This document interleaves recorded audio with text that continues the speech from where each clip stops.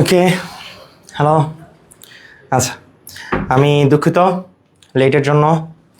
Actually খুবই গুরুত্বপূর্ণ একটা কাজ ছিল, তো যেই জন্য আসলে লেট হয়ে গেছে। যাক, তো চলো আর কথা না বাড়িয়ে আমরা ক্লাস শুরু করি। আচ্ছা, যারা যারা লাইভে যুক্ত হচ্ছে তারা অবশ্যই নিজেদের নামটা জানাও। ওকে, আর গত ক্লাসের পড়াগুলো পড়ছো কিনা সেটা আমাকে জানাবা, ঠিক আছে? যে ওই যে গলজি বডিকে কেন কোষে ট্রাফিক পুলিশ বলা হয়, গলজি বস্তুকে কেন কার্বোহাইড্রেট ফ্যাক্টরি বলা হয়, রাইবোজোমকে কেন প্রোটিন ফ্যাক্টরি বলা হয়, রাইবোজোমের গঠন, ঠিক আছে? তো এই জিনিসগুলো তোমরা পড়ছো কিনা সেটা আমাকে জানাবা। ওকে, আচ্ছা, এন্ডোপ্লাজমিক রেটিকুলামের কাজ, রাইবোজোমের কাজ, তারপরে লাইসোজোমের কাজ, যেটা খুবই খুবই ইম্পর্টেন্ট। লাইসোজোমকে কেন আত্মঘাতী অঙ্গাণু বলা হয়, ওকে? এবং ওটোফেগি কি, ওটোলাইসিস কি, ওকে? স্টেবিলাইজার বলতে কি বুঝো, লেবিলাইজার বলতে কি বুঝো, এই জিনিসগুলো তোমরা পড়ছো কিনা সেটা আমাকে জানাবা। ওকে, আচ্ছা চলো। আজকে তাহলে তোমরা জানো আজকে আমার ক্লাসের টপিক কি। আজকে আমরা নিউক্লিয়াস এবং ক্রোমোজোম, এই দুইটা জিনিস আমরা পড়বো। ওকে, তো আমরা গত ক্লাসে সাইটোপ্লাজমীয় অঙ্গাণু আমাদের শেষ, ঠিক আছে? তো আজকে আমরা নিউক্লিয়াস, যেটা একটা প্রোটোপ্লাজমীয় অঙ্গাণু। ওকে, যেটা সাইটোপ্লাজম। আমরা জানি যে সাইটোপ্লাজম কোন অংশটুকুকে বলা হয়, কোষের ভেতরে নিউক্লিয়াস বাদে বাকি সম্পূর্ণ অংশটাকে বলা হয় সাইটোপ্লাজম, আর নিউক্লিয়াসটা সহ বাকি সম্পূর্ণ অংশটাকে বলা হয় প্রোটোপ্লাজম। তাহলে নিউক্লিয়াসকে আমরা বলতে পারি এটা একটা প্রোটোপ্লাজমীয় অঙ্গাণু, এটা সাইটোপ্লাজমীয় অঙ্গাণু নয়। যদিও আজকে আমার ক্লাসের যে পোস্টারটা ছিল সেই পোস্টারে এটা সাইটোপ্লাজমীয় অঙ্গাণু নামিয়ে দেওয়া হয়েছিল, এটা একটু মিস্টেক হয়েছে। ওকে, আচ্ছা ঠিক আছে। তাহলে চলো, নিউক্লিয়াস। ওকে, তাহলে আজকে আমাদের যে টপিক সেটা নিউক্লিয়াস। ওকে, আচ্ছা, নিউক্লিয়াস সম্বন্ধে কে কি জানো? নিউক্লিয়াস তোমরা এর আগেও পড়ে আসছো, তোমরা 9, 10-এও নিউক্লিয়াস পড়ে আসছো। নিউক্লিয়াস সম্বন্ধে কি জানো তোমরা, বলো তো? ক্লাসে কে কে যুক্ত হয়েছে?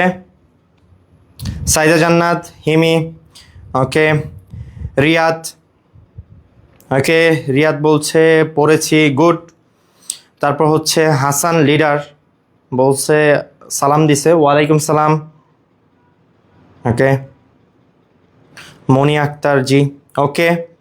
তাহলে সবাই আশা করি এই ক্লাসটা খুব মনোযোগ দিয়ে করবে, কারণ এই নিউক্লিয়াস এবং ক্রোমোজোম এটা খুবই গুরুত্বপূর্ণ। ওকে, নিউক্লিয়াস থেকে কোশ্চেন অনেক কোশ্চেন হয়, সিকিউ হয়, তারপর অনুধাবনমূলকও হয়, তারপর এমসিকিউ, অনেক এমসিকিউ হয়। ওকে, এবং ক্রোমোজোম থেকেও তোমার অনেক কোশ্চেন হয়। ক্রোমোজোম থেকে তো তোমার প্রচুর কোশ্চেন তো হয়, এছাড়া ক্রোমোজোমে তোমাদের অনেক মানে কনসেপ্টের অনেক মিসকনসেপশন আছে, ঠিক আছে? ক্রোমোজোম কি, ক্রোমাটিড কি, ক্রোমাটিন কি, ক্রোমোমিয়ার কি, ঠিক আছে? তারপরে সেন্ট্রোমিয়ার কি। ওকে, তো এখানে অনেকগুলো নাম একদম কাছাকাছি, ঠিক আছে? ক্রোমোনেমা কি। তো এই যে মানে এই নামগুলো আমি একদম ডিফারেন্সিয়েট করে কোনটা কি, কিভাবে কি, আশা করি আমি তোমাদেরকে বুঝাবো এবং বোঝাতে সক্ষম হব, ঠিক আছে? তো তোমরা আমার ক্লাসের শেষ পর্যন্ত থাকবে আশা করি। ওকে, নিউক্লিয়াস। এই নিউক্লিয়াস একটা কি প্রোটোপ্লাজমীয় অঙ্গাণু, এটা আমরা আগেই বলতেছি, এটা কোষের প্রোটোপ্লাজমে অবস্থিত। এটা দ্বিস্তরী ঝিল্লি দ্বারা আবৃত। তাহলে নিউক্লিয়াসের কয়টা ঝিল্লি থাকবে? দুটা ঝিল্লি থাকবে, দ্বিস্তরী ঝিল্লি দ্বারা আবৃত। এবং এই নিউক্লিয়াসকে বলা হয় কোষের প্রাণ। ওকে, একটা কোষের তুমি মানে কোষের মস্তিষ্ক বা কোষের প্রাণ বলা হয় এই নিউক্লিয়াসকে। অর্থাৎ নিউক্লিয়াস ছাড়া একটা কোষ কল্পনা করা যায় না। ওকে, তাহলে অবশ্যই একটা কোষ হতে হলে অবশ্যই কি হতে হবে? নিউক্লিয়াস থাকতে হবে, তার নিউক্লিয়াস অবশ্যই থাকতে হবে। কারণ প্রাণ ছাড়া যেরকম মানুষ বাঁচতে পারে না, এরকম নিউক্লিয়াস ছাড়া কোষ বাঁচতে পারে না। তো এই জন্য উন্নত শ্রেণীর সকল জীবে কি রয়েছে? নিউক্লিয়াস রয়েছে। তাহলে অনুন্নত জীবে কি নিউক্লিয়াস নাই? অনুন্নত জীবেও নিউক্লিয়াস আছে, তবে সেই নিউক্লিয়াসগুলা কেমন? সুগঠিত নয়, সেগুলোকে আমরা নিউক্লিওয়েড বলি, ঠিক আছে? নিউক্লিয়েট। ওকে, অথবা সেগুলোকে আমরা অগঠিত নিউক্লিয়াস বলে থাকি, ঠিক আছে? আর উন্নত জীবে কেমন থাকে? সুগঠিত নিউক্লিয়াস থাকে। এছাড়াও তোমাদের আরো একটা জিনিস মনে রাখতে হবে, সেটা এই নিউক্লিয়াস কিছু কিছু কোষ আছে, যেরকম এই মহাবিশ্বে মাত্র 4টা কোষ আছে, যেই 4টা কোষের মধ্যে নিউক্লিয়াস থাকে না। তাহলে এই 4টা কোষ কি, এটাও আমরা জানবো। ওকে, তাহলে দেখো, তাহলে প্রথমে কি, এই যে ইউক্যারিওটিক জীবে সাইটোপ্লাজমে অবস্থিত গাঢ় অস্বচ্ছ ঝিল্লি বেষ্টিত গোলাকার উপবৃত্তাকার। আচ্ছা, নিউক্লিয়াসের আকারটা কিরকম বা আকৃতি কিরকম? নিউক্লিয়াসটা দেখতে অনেকটা গোলাকার ডিম্বাকার। ওকে, আচ্ছা, তো আমরা পড়বো। তাহলে চলো হচ্ছে আমরা এখন জানি যে কোন কোন কোষে নিউক্লিয়াস থাকবে না। তাহলে আমাদের প্রথমে হচ্ছে মানব দেহে চলে আসি, ঠিক আছে। মানব দেহেই আছে হচ্ছে তিনটা কোষ, চারটা কোষের মধ্যে মানব দেহেই আছে তিনটা কোষ। কি কি? একটা হচ্ছে আমাদের লোহিত রক্তকণিকা। আমাদের রক্তকণিকা কয় ধরনের? রক্তকণিকা আছে তিন ধরনের, লোহিত রক্তকণিকা, শ্বেত রক্তকণিকা এবং অনুচক্রিকা। এর মধ্যে লোহিত রক্তকণিকা এবং অনুচক্রিকা এই দুইটা রক্তকণিকার মধ্যে নিউক্লিয়াস থাকে না। কথা কি বুঝতে পারছো? তাহলে লোহিত রক্তকণিকা এবং অনুচক্রিকা এই দুইটার মধ্যে নিউক্লিয়াস থাকবে না। ওকে, এছাড়া হচ্ছে আর কি কি আছে? উদ্ভিদের মধ্যে আছে একটা কি, যে হচ্ছে তোমার সিপ কোষ। তোমরা হচ্ছে জাইলেম ফ্লুয়েম পড়ছিলাম, মনে আছে? তো ওই যে ফ্লুয়েম, ওই ফ্লুয়েমের হচ্ছে একটা কোষ আছে হচ্ছে সিপনল বা সিপ কোষ, ঠিক আছে। এই সিপ কোষের মধ্যে কোনো নিউক্লিয়াস থাকে না, এই জন্য এই সিপ কোষের পাশে আরেকটা সঙ্গী কোষ থাকে, সেই সঙ্গী কোষের নিউক্লিয়াসটা বড় হয়। কথা কি বুঝতে পারছো? তো এই সিপ কোষের নিউক্লিয়াসের ঘাটতিটা পূরণ করে হচ্ছে সঙ্গী কোষ। ওকে, এছাড়াও হচ্ছে আরো একটা কোষ আছে, সেইটা কোথায়? সেটাও মানব দেহে। সেটা কোথায়? সেটা হচ্ছে আমাদের চোখে, ঠিক আছে। চোখে হচ্ছে লেন্সের যে হচ্ছে কোষটা থাকে, ঠিক আছে। তাহলে দেখো হচ্ছে এই যে লেন্সের যে ফাইবারের কোষ, ঠিক আছে, এই কোষটা, তাছাড়া হচ্ছে অনুচক্রিকা, তারপর হচ্ছে এই যে লোহিত রক্তকণিকা, ওকে, আর হচ্ছে সিপ কোষ। তাহলে এই চারটা কোষের মধ্যে কি কোনো নিউক্লিয়াস থাকবে না। আমার কথা কি বুঝতে পারছো? ক্লিয়ার? ওকে, তাহলে এইটা কিন্তু খুবই গুরুত্বপূর্ণ একটা এমসিকিউ। এটা প্রায় প্রতি বছরই কোনো না কোনো অ্যাডমিশন পরীক্ষায় আছে, বিশেষ করে হচ্ছে মেডিকেল অ্যাডমিশনগুলোর জন্য খুবই ইম্পর্টেন্ট। যে হচ্ছে মেডিকেল অ্যাডমিশনগুলোতে তুমি জানো যে এই ধরনের কোশ্চেন বেশি হয়, যে নিচের কোন কোষে নিউক্লিয়াস থাকবে না, ঠিক আছে। নিচের কোনটি ধরো লোহিত রক্তকণিকার কাজ নয়, ঠিক আছে, এরকম না নয়, এই ধরনের কোশ্চেনগুলো বেশি হয়, বুঝতে পারছো? তো হচ্ছে এই কোশ্চেনটা মেডিকেল অ্যাডমিশনের জন্য খুবই ইম্পর্টেন্ট। তাহলে মনে রাখবা চারটা কোষের মধ্যে কি, লোহিত রক্তকণিকা, অনুচক্রিকা, সঙ্গী কোষ এবং লেন্সের ফাইবারের কোষ। ওকে, এই চারটা কোষের মধ্যে নিউক্লিয়াস থাকবে না। এছাড়া পৃথিবীর যত কোষ আছে সকল কোষের মধ্যেই নিউক্লিয়াস থাকবে, হয় সেটা সুগঠিত হোক, হয় সেটা অগঠিত হোক। তাহলে হচ্ছে যদি প্রকৃত কোষ হয় তাহলে অবশ্যই সুগঠিত থাকবে, আর যদি আদি কোষ হয় সেক্ষেত্রে কি হবে? অগঠিত থাকবে, ঠিক আছে। ক্লিয়ার? আচ্ছা, তাহলে এই নিউক্লিয়াসের আবিষ্কার, তাহলে আমরা যে কোনো একটা অঙ্গাণু পড়ার আগে অবশ্যই কি আবিষ্কার পড়ি। তাহলে এই আবিষ্কারটা কিভাবে আবিষ্কার হয়েছিল? দেখো, একজন বিজ্ঞানী যার নাম হচ্ছে স্ট্রাসবার্জার। ওকে, উনি হচ্ছে কত সালে? 1875 সালে বিজ্ঞানী স্ট্রাসবার্জার 1875 সালে হচ্ছে প্রথম এই নিউক্লিয়াসকে আবিষ্কার করেন। কোথা থেকে আবিষ্কার করছে? রাসনার কোষ থেকে। এখন কথা হচ্ছে রাসনা কি? রাসনা হচ্ছে এক টাইপের অর্কিড। তোমরা অর্কিড ফুলের গাছগুলা দেখছো না? তো এই রাসনা হচ্ছে এক ধরনের অর্কিড ফুল, ঠিক আছে। তাইলে এই রাসনার বা এই অর্কিড ফুল থেকে, ঠিক আছে, হচ্ছে প্রথম হচ্ছে এইটা হচ্ছে আবিষ্কৃত হয়, ঠিক আছে। রবার্ট ব্রাউন, ওকে সরি আমি হচ্ছে স্ট্রাসবার্জার বলে ফেলছি। স্ট্রাসবার্জার হচ্ছে ক্রোমোজোমকে আবিষ্কার করেন 1875 সালে, ঠিক আছে। তো হচ্ছে নিউক্লিয়াস আবিষ্কার করেন হচ্ছে রবার্ট ব্রাউন 1831 সালে। রবার্ট ব্রাউন 1831 সালে হচ্ছে কোথা থেকে? রাসনার বা হচ্ছে কি অর্কিড পাতার কোষ থেকে নিউক্লিয়াসকে আবিষ্কার করেন। ওকে, আচ্ছা, এই নিউক্লিয়াস, এই শব্দটা আসছে কোথা থেকে? এই নিউক্লিয়াস শব্দটা আসছে নাক্স নাট শব্দ থেকে। নাক্স নাট, ঠিক আছে, এটা একটা ল্যাটিন শব্দ। নাক্স নাট নামক শব্দ থেকে হচ্ছে এই নিউক্লিয়াস শব্দটা আসছে, ঠিক আছে। এই নিউক্লিয়াসের আরো একটা নাম আছে। নিউক্লিয়াসের আরেকটা নাম কি? ক্যারিয়ন, ঠিক আছে, ক্যারিয়ন, ঠিক আছে, মনে রাখবা এটা। নিউক্লিয়াসের আরো একটা নাম আছে যেটা হচ্ছে কি? ক্যারিয়ন। ওকে, ক্লিয়ার? এই নিউক্লিয়াস শব্দটা আসছে কোথা থেকে? নিউক্লিয়াস শব্দটা আসছে হচ্ছে নাক্স নাট নামক ল্যাটিন শব্দ থেকে। এইটাও তোমাদের এমসিকিউ আসে। ওকে, আবিষ্কার করছে কে? হচ্ছে রবার্ট ব্রাউন। কত সালে? 1831 সালে, ঠিক আছে। ক্লিয়ার? ওকে, আচ্ছা, তাহলে চলো আমরা হচ্ছে আগে এই নিউক্লিয়াসের গঠনটা আমরা হচ্ছে আঁকা শিখি। ওকে, চলো।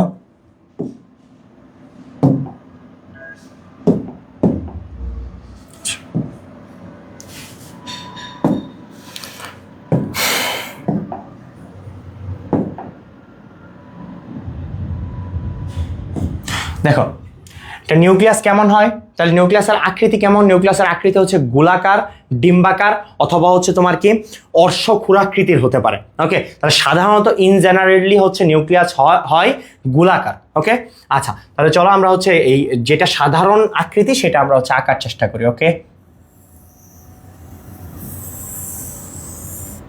ওকে, আচ্ছা, তাহলে তোমরা হচ্ছে প্রথমে একটা কাটা কম্পাস নিবা বা পেন্সিল কম্পাস নিবা। পেন্সিল কম্পাস নিয়ে তুমি একটা বৃত্ত অঙ্কন করবা। ওকে, আচ্ছা, তারপর তুমি এটার ভিতর আরো একটা বৃত্ত অঙ্কন করবা। কারণ আমরা জানি নিউক্লিয়াস দ্বিস্তরী ঝিল্লি দ্বারা আবৃত।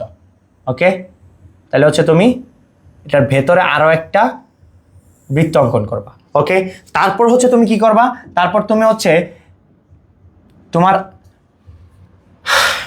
ইরেজার দিয়ে তুমি হচ্ছে এই যে জায়গায় জায়গায় একটু পর পর তুমি হচ্ছে মুছে দিবা। কারণ হচ্ছে এই নিউক্লিয়ার মেমব্রেনের মধ্যে কি থাকে, পোর থাকে বা হচ্ছে কি নিউক্লিয়ার রন্ধ্র থাকে। ওকে, আচ্ছা, তো তুমি এইভাবে হচ্ছে মুছে দিয়ে দেন কি করবা,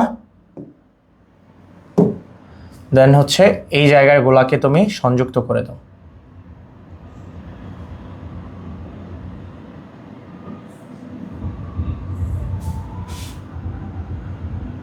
ঠিক আছে, তাহলে দেখো এখানে হচ্ছে দেখা যাচ্ছে যে হচ্ছে এই যে সবার বাহিরে নিউক্লিয়াসের যে পর্দা, এই পর্দাকে কি বলা হয়, এই পর্দাকে বলা হয় নিউক্লিয়ার মেমব্রেন। ঠিক আছে, নিউক্লিয়ার মেমব্রেন বা নিউক্লিয়ার এনভেলপ। তাহলে হচ্ছে এই নিউক্লিয়ার এনভেলপ বা নিউক্লিয়ার মেমব্রেনের কি থাকবে, দুইটা লেয়ার থাকবে। এই যে দেখো একটা, এই লেয়ারটাকে আমরা কি বলবো, আউটার লেয়ার, তাই না? এটাকে কি বলবো, আউটার লেয়ার।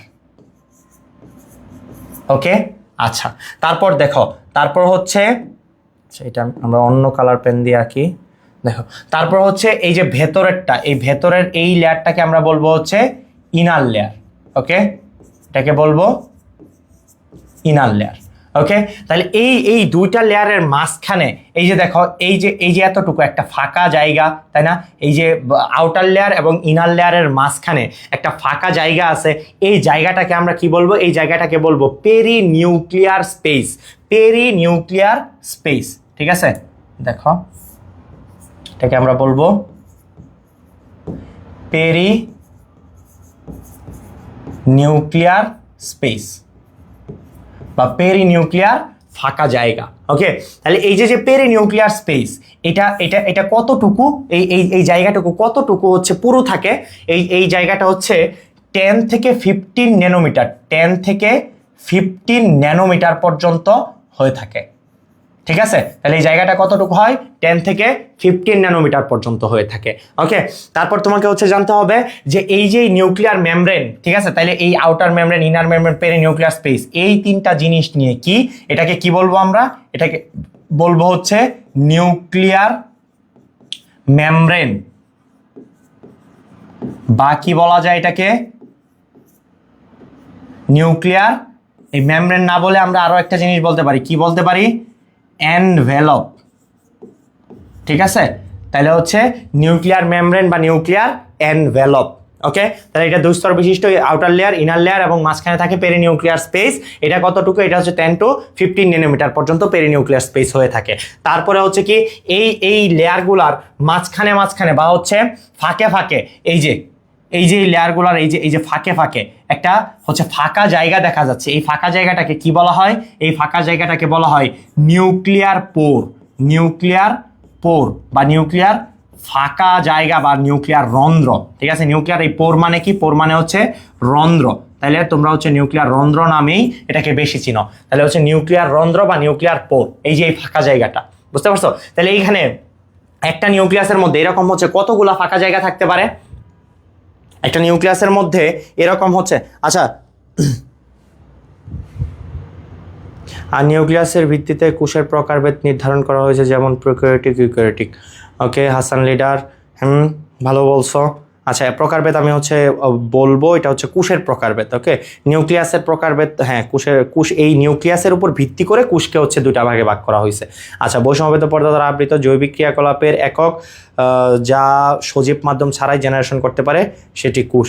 হ্যাঁ ফাহমিন, ঠিক বলছো। এটা হচ্ছে কার, এটা হচ্ছে লোইয়ে এবং সিকেভিচের হচ্ছে কোষের সংজ্ঞা। ওকে, নিউক্লিয়াসে হচ্ছে কোষের গঠনের গুরুত্বপূর্ণ একটি অংশ। ওকে, রাইবোজোম পড়ছি, ঠিক আছে।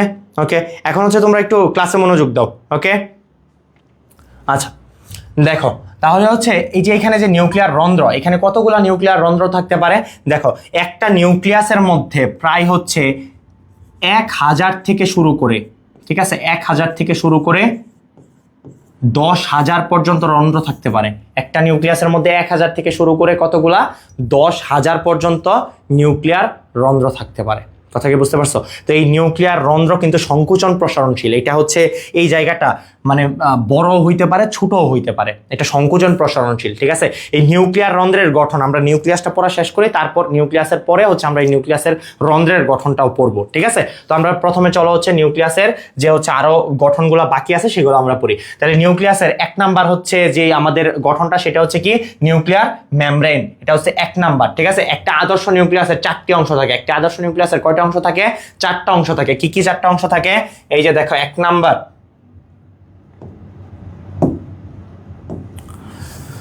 দেখো 1 নাম্বার হচ্ছে নিউক্লিয়ার মেমব্রেন,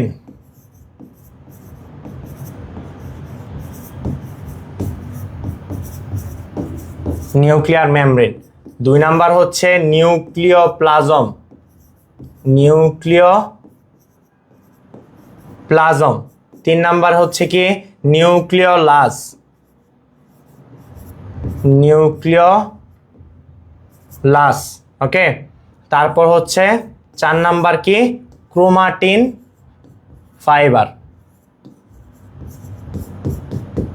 ক্রোমাটিন ফাইবার বা ক্রোমাটিন তন্তু। ঠিক আছে, তাহলে একটা আদর্শ নিউক্লিয়াসের মধ্যে এই 4টা অংশ থাকবে। ঠিক আছে, তাহলে দেখো আমরা হচ্ছে কি যে মেমব্রেনটা নিউক্লিয়ার মেমব্রেনটা সেটা আমরা হচ্ছে আঁকাইছি। ঠিক আছে, তাহলে এখন হচ্ছে কি এইটার ভেতরে হচ্ছে কি থাকবে, এই যে কিছু হচ্ছে এরকম অস্বচ্ছ জেলির সদৃশ কিছু অংশ থাকবে। ঠিক আছে, তাহলে এই অংশগুলাকে আমরা কি বলবো, এই যে ফাঁকা অংশগুলো এদেরকে আমরা বলবো হচ্ছে নিউক্লিওপ্লাজম। এটাকে আমরা কি বলবো? নিউক্লিওপ্লাজম। ওকে, নিউক্লিওপ্লাজম। এই নিউক্লিওপ্লাজমে তোমাকে মনে রাখতে হবে এই নিউক্লিওপ্লাজমে প্রচুর এনজাইম থাকে। এই নিউক্লিওপ্লাজমের মধ্যে কি থাকবে? প্রচুর এনজাইম থাকবে। এবং হচ্ছে এটার মধ্যে কি থাকতে পারে? আরএনএও থাকতে পারে। প্রচুর এনজাইম থাকে, আরএনএ থাকে, এবং হচ্ছে এখানে কিছু আয়ন থাকে। কোন আয়নগুলো? ওই যে আমরা হচ্ছে মাইটোকন্ড্রিয়ার মধ্যে পড়ছিলাম, মনে আছে? হচ্ছে দ্বিযুজি ion, magnesium ion, manganese ion, তারপর হচ্ছে এই যে ফেরাস। ওকে, তো হচ্ছে এই আয়নগুলা এখানে হচ্ছে থাকতে পারে।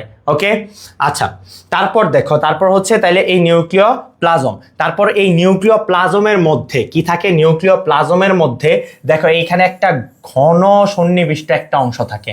ঠিক আছে, নিউক্লিয়াসের মধ্যে অবস্থিত ভারী ঘন সন্নিবিষ্ট অংশটাকে কি বলা হয়? নিউক্লিওলাস বলা হয়। এইটাকে কি বলা হবে? নিউক্লিওলাস। ঠিক আছে, নিউক্লিওলাস। ওকে, তবে একটা মজার বিষয় কি জানো? নিউক্লিয়াস আবিষ্কারেরও আরো বেশ কয়েক বছর পূর্বে, বেশ কয়েক না, বেশ হচ্ছে অনেক বছর পূর্বে হচ্ছে কি এই নিউক্লিওলাসটা আবিষ্কৃত হয়েছিল। কথা কি বুঝতে পারছো? নিউক্লিয়াস আবিষ্কৃত হয়েছে কত সালে? নিউক্লিয়াস আবিষ্কৃত হয়েছে 1831 সালে, তাই না? তাহলে হচ্ছে এই নিউক্লিওলাসটা আবিষ্কার হয়েছে কত সালে? এই নিউক্লিওলাসকে আবিষ্কার করা হচ্ছে বিজ্ঞানী ফন্টানা। ঠিক আছে, বিজ্ঞানী ফন্টানা হচ্ছে কত সালে এই নিউক্লিওলাসকে আবিষ্কার করে? 1781 সালে। 1781 সালে এই নিউক্লিওলাসকে প্রথম আবিষ্কার করেন। বুঝতে পারছো? এবং হচ্ছে তারপরে আরো একজন বিজ্ঞানী যার নাম হচ্ছে বোম্যান, যার নাম কি? বিজ্ঞানী বোম্যান। এই বিজ্ঞানী বোম্যান হচ্ছে কি করছে? এই নিউক্লিওলাসের নামকরণ করছে কত সালে? 1840 সালে। ঠিক আছে, নামকরণটা যদিও নিউক্লিয়াস আবিষ্কারের পরে হয়েছে, ঠিক আছে, কিন্তু আবিষ্কারটা হয়েছে এই নিউক্লিয়াস আবিষ্কৃত হওয়ারও আরো আগে। বিজ্ঞানী ফন্টানা হচ্ছে 1781 সালে নিউক্লিওলাসকে আবিষ্কার করছিল। কথা কি বুঝছো? এই কোষের কেন্দ্রিকা যেরকম হচ্ছে নিউক্লিয়াস, নিউক্লিয়াসের কেন্দ্রিকা ঠিক সেরকম হচ্ছে নিউক্লিওলাস। এই নিউক্লিওলাসটা কি? এই নিউক্লিওলাসের মধ্যে হচ্ছে কি ঘন সন্নিবিষ্ট নিউক্লিক অ্যাসিড থাকে। ঠিক আছে, এই নিউক্লিওলাসের মধ্যে কি থাকে? প্রচুর পরিমাণ নিউক্লিক অ্যাসিড থাকে। এখন কথা হচ্ছে নিউক্লিক অ্যাসিড কি? এই নিউক্লিক অ্যাসিড কি এইটা আমি তোমাদেরকে হচ্ছে এই যে আগামী ক্লাসে আমরা হচ্ছে নিউক্লিক অ্যাসিড পড়বো। ঠিক আছে, তাহলে নিউক্লিক অ্যাসিড হচ্ছে আসে দুই ধরনের, ডিএনএ এবং আরএনএ, ডিঅক্সিরাইবোনিউক্লিক অ্যাসিড এবং রাইবোনিউক্লিক অ্যাসিড। আমরা জানি এই নিউক্লিক অ্যাসিড দিয়েই হচ্ছে আমাদের কি ডিএনএ আরএনএ গঠিত হয়। ঠিক আছে, তো এই নিউক্লিক অ্যাসিডটা আমাদের বংশগতির জন্য খুবই খুবই খুবই গুরুত্বপূর্ণ একটা উপাদান। ওকে, তো এই নিউক্লিওলাসের মধ্যেই হচ্ছে সেই নিউক্লিক অ্যাসিডগুলা সবচেয়ে বেশি পরিমাণে থাকে। এবং নিউক্লিওলাস থেকে আরেকটা জিনিস মনে রাখতে হবে, এটা হচ্ছে ঘন সন্নিবিষ্ট অঞ্চল এবং এটা হচ্ছে তুলনামূলক ভারী অঞ্চল। কথা কি বুঝতে পারছো? তাহলে এই কয়েকটা তথ্য এবং নিউক্লিওলাসের আবিষ্কার এটা মনে রাখবা। ওকে, আচ্ছা, তারপরে দেখো তাহলে হচ্ছে আমাদের এই তিনটা শেষ। ওকে, তারপরে দেখো সবার লাস্টে যেটা, সেটা হচ্ছে ক্রোমাটিন ফাইবার। তাহলে এই যে নিউক্লিয়াসের মধ্যে এরকম পেঁচানো কিছু হচ্ছে কি থাকে, পেঁচানো হচ্ছে কিছু তন্তু থাকে, যেই তন্তুগুলাকে আমরা কি বলতেছি, এই তন্তুগুলাকে আমরা বলতেছি ক্রোমাটিন ফাইবার বা ক্রোমাটিন তন্তু। কথা কি বুঝতে পারছো? তো এই ক্রোমাটিন তন্তুর মধ্যে কি থাকে, এই ক্রোমাটিন তন্তুর মধ্যে থাকে হচ্ছে কি ক্রোমোজোম, ঠিক আছে, এবং ক্রোমোজোমের মধ্যে থাকে কে ডিএনএ। বুঝতে পারছো? তাহলে এই ক্রোমাটিন ফাইবারই হচ্ছে কি আমাদের বংশগতির ধারক এবং বাহক, কারণ এইটার মধ্যে হচ্ছে ক্রোমোজোম, এইটার মধ্যে হচ্ছে ডিএনএ। বুঝতে পারছো? তাহলে ক্রোমাটিন ফাইবারের মধ্যে হচ্ছে আমাদের কি বংশগতি উপাদানগুলার অবস্থান। বুঝতে পারছো? তাহলে দেখো এই ক্রোমাটিন ফাইবার নিয়ে আমি খুব বেশি আলাপ করব না, কারণ হচ্ছে এই ক্রোমাটিন ফাইবার হচ্ছে আমরা এই যে এর পরের এই নিউক্লিয়াসের পরের যেই আমাদের হচ্ছে টপিকটা, সেই টপিকটা হচ্ছে কি ক্রোমোজোম। তাহলে ওইখানে আমরা এটা নিয়ে একদম বিস্তারিত আলোচনা করব। ঠিক আছে, তো এখন দেখো তাহলে হচ্ছে এই যে প্রথমে হচ্ছে কি আউটার মেমব্রেন। ঠিক আছে, এই যে আউটার মেমব্রেন এবং ইনার মেমব্রেন। তোমাকে আরো একটা জিনিস মনে রাখতে হবে, এই যে এটার যে আউটার মেমব্রেন, এই আউটার মেমব্রেনটা দেখবা হচ্ছে এই যে এটার মধ্যে এই যে এরকম কিছু হচ্ছে দানা দানা লেগে থাকে। বুঝতে পারছো? এই আউটার মেমব্রেনে হচ্ছে এরকম কিছু দানা লেগে থাকে। বুঝতে পারছো? এইগুলা কি, এই আউটার মেমব্রেনটা এরকম একটু দানাদার হয়, এটার মধ্যে হচ্ছে এই যে এই জায়গায় জায়গায় রাইবোজোম লেগে থাকে। বুঝতে পারছো? এই জায়গায় জায়গায় কি লেগে থাকে, রাইবোজোম লেগে থাকে। বুঝতে পারছো? এরকম। এবং হচ্ছে তোমাকে মনে রাখতে হবে এই আউটার মেমব্রেন থেকেই হচ্ছে এন্ডোপ্লাজমিক রেটিকুলামের উৎপত্তি হয়। ঠিক আছে, এই যে আউটার মেমব্রেনে ধরো হচ্ছে এই যে এইখান থেকে কি হবে, এই যে এন্ডোপ্লাজমিক রেটিকুলামের উৎপত্তি হবে। দেখো এই যে এইখান থেকে ধরো এই যে, ওকে, এইখান থেকে এই যে, ওকে,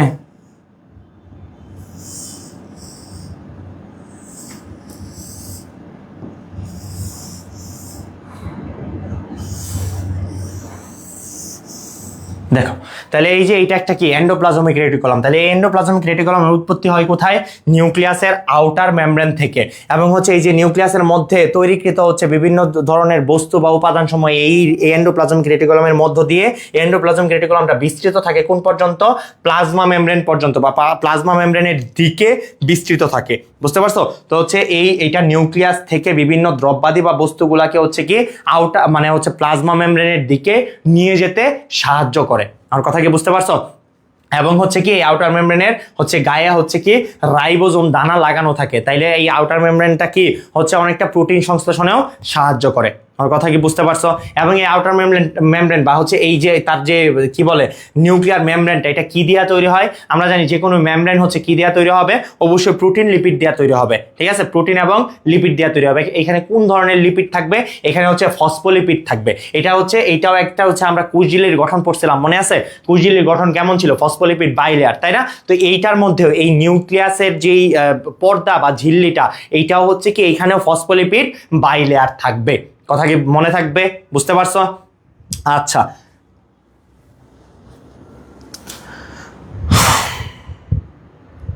আচ্ছা, কে কে ক্লাস করতেছো?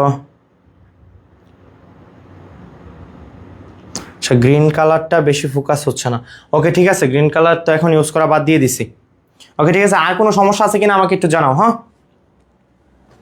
আচ্ছা, ওকে, ঠিক আছে, তোমরা বুঝতে পারছো এই পর্যন্ত নিউক্লিয়াসের। আচ্ছা, এখন দেখো, এখন হচ্ছে আমরা নিউক্লিয়াসের মানে একটা কোষের মধ্যে কতগুলা নিউক্লিয়াস থাকতে পারে। দেখো একটা কোষের মধ্যে হচ্ছে কতগুলা নিউক্লিয়াস থাকতে পারে। সাধারণত একটা কোষের মধ্যে একটা নিউক্লিয়াস থাকে। সাধারণত একটা কোষের মধ্যে কতগুলা নিউক্লিয়াস থাকে? একটা কোষের মধ্যে একটা নিউক্লিয়াস থাকে। কথা কি বুঝতে পারছো? এছাড়া হচ্ছে একটা কোষের মধ্যে কতগুলো নিউক্লিয়াস থাকতে পারে? একটা কোষের মধ্যে হচ্ছে একাধিক নিউক্লিয়াসও থাকতে পারে। ঠিক আছে, যখন একটা কোষের মধ্যে এরকম একাধিক নিউক্লিয়াস থাকবে বা অনেকগুলা নিউক্লিয়াস থাকবে, বহু নিউক্লিয়াস বিশিষ্ট হবে, তখন এই বহু নিউক্লিয়াস বিশিষ্ট কোষগুলাকে আমরা কি বলবো? আমরা বলবো হচ্ছে সিনোসাইট। এদেরকে কি বলবো? সিনোসাইট বলবো। সিনোসাইট। তাহলে বহু নিউক্লিয়াস বিশিষ্ট কোষকে কি বলা হয়? সিনোসাইট বলা হয়। এরকম সিনোসাইট সমৃদ্ধ কোষ কে আছে হচ্ছে কয়েকটা শৈবাল আছে, যেরকম হচ্ছে বৌচারিয়া, বট্রিডিয়াম, ঠিক আছে, এবং হচ্ছে তোমার কি শৈবাল আছে পেনিসিলিয়াম, ঠিক আছে। তো বৌচারিয়া, বট্রিডিয়াম, পেনিসিলিয়াম, ঠিক আছে, এইগুলোরও হচ্ছে সাধারণত কি হয়? সাধারণত হচ্ছে বহু নিউক্লিয়াস বিশিষ্ট হয়। কথা কি বুঝতে পারছো? তো এদেরকে আমরা কি বলবো? এদেরকে আমরা বলবো হচ্ছে, এদের নিউক্লিয়াসকে আমরা বলবো সিনোসাইটিক নিউক্লিয়াস। এদের নিউক্লিয়াসকে আমরা কি বলবো? Coenocytic nucleus. আমার কথা কি বুঝতে পারছো? এছাড়াও যদি কখনো প্রাণী কোষের মধ্যে একের অধিক নিউক্লিয়াস অবস্থান করে, প্রাণী কোষের মধ্যে যদি একের অধিক নিউক্লিয়াস অবস্থান করে বা বহু নিউক্লিয়াস অবস্থান করে, সেই ক্ষেত্রে আমরা সেই প্রাণী কোষকে আমরা কি বলবো? সিনসেশিয়াল। সিনসেশিয়াল, দেখো সিনসেশিয়াল, ঠিক আছে, সিনসেশিয়াল কোষ বলবো, ঠিক আছে। যদি হচ্ছে প্রাণী কোষে হচ্ছে বহু নিউক্লিয়াস থাকে সেটাকে বলা হয় সিনসেশিয়াল, এবং যদি হচ্ছে উদ্ভিদ কোষের মধ্যে বহু নিউক্লিয়াস থাকে তবে সেটাকে বলা হয় হচ্ছে সিনোসাইট। বুঝতে পারছো? তাহলে এই সিনোসাইট সমৃদ্ধ হচ্ছে মানে সিনোসাইট কোষ আছে এরকম কি কি উদাহরণ দিছি? বৌচারিয়া, বট্রিডিয়াম এবং হচ্ছে পেনিসিলিয়াম। বৌচারিয়া, বট্রিডিয়াম হচ্ছে শৈবাল, পেনিসিলিয়াম হচ্ছে পেনিসিলিয়াম একটা শৈবাল, ঠিক আছে। তাহলে বৌচারিয়া, বট্রিডিয়াম, পেনিসিলিয়াম, ঠিক আছে। তাহলে এগুলোর মধ্যে কি থাকে? এই সিনোসাইট বা হচ্ছে বহু নিউক্লিয়াস বিশিষ্ট হয়। আমার কথা কি বুঝতে পারছো? ক্লিয়ার? আচ্ছা, আর হচ্ছে নিউক্লিয়াস থাকে না কাদের মধ্যে? ওই যে আগে বললাম, লোহিত রক্তকণিকা, শ্বেত রক্তকণিকা, চোখের লেন্সের ফাইবার এবং হচ্ছে সঙ্গী কোষ। ওকে, তাহলে এই চারটার মধ্যে নিউক্লিয়াস থাকে না, এদেরকে বলা হয় এ নিউক্লিয়েটেড। এ নিউক্লিয়েটেড, বুঝতে পারছো? তাহলে এদের মধ্যে নিউক্লিয়াস থাকে না, এদেরকে বলা হয় এ নিউক্লিয়েটেড। আর এদেরকে যাদের মধ্যে বেশি নিউক্লিয়াস থাকে, যে মানে পলি নিউক্লিয়েটেড, ওদেরকে কি বলা হয়? ওদের কোষকে বলা হয় সিনোসাইট বা সিনসেশিয়াল কোষ, ঠিক আছে। এছাড়াও কিছু কিছু হচ্ছে কোষ আছে যাদের মধ্যে হচ্ছে বাই নিউক্লিয়েট, মানে হচ্ছে দুইটা নিউক্লিয়াস থাকে, তাদেরকে বলা হয় বাই নিউক্লিয়েটেড। বাই নিউক্লিয়েটেড, আমার কথা কি বুঝতে পারছো? ক্লিয়ার? আচ্ছা, এছাড়াও হচ্ছে নিউক্লিয়াস মাঝে মধ্যে হচ্ছে কোষের মধ্যে নিউক্লিয়াস লোভ আকারে থাকতে পারে। কিরকম? দেখো, ধরো এইটা হচ্ছে একটা কোষ, ওকে। আচ্ছা, আমি হচ্ছে এদিকটা মুছি।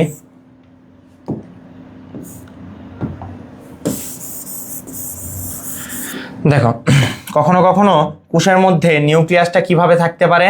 লোভ আকারে থাকতে পারে। ধরো হচ্ছে এটা একটা কোষ, ওকে, এটা একটা কোষ।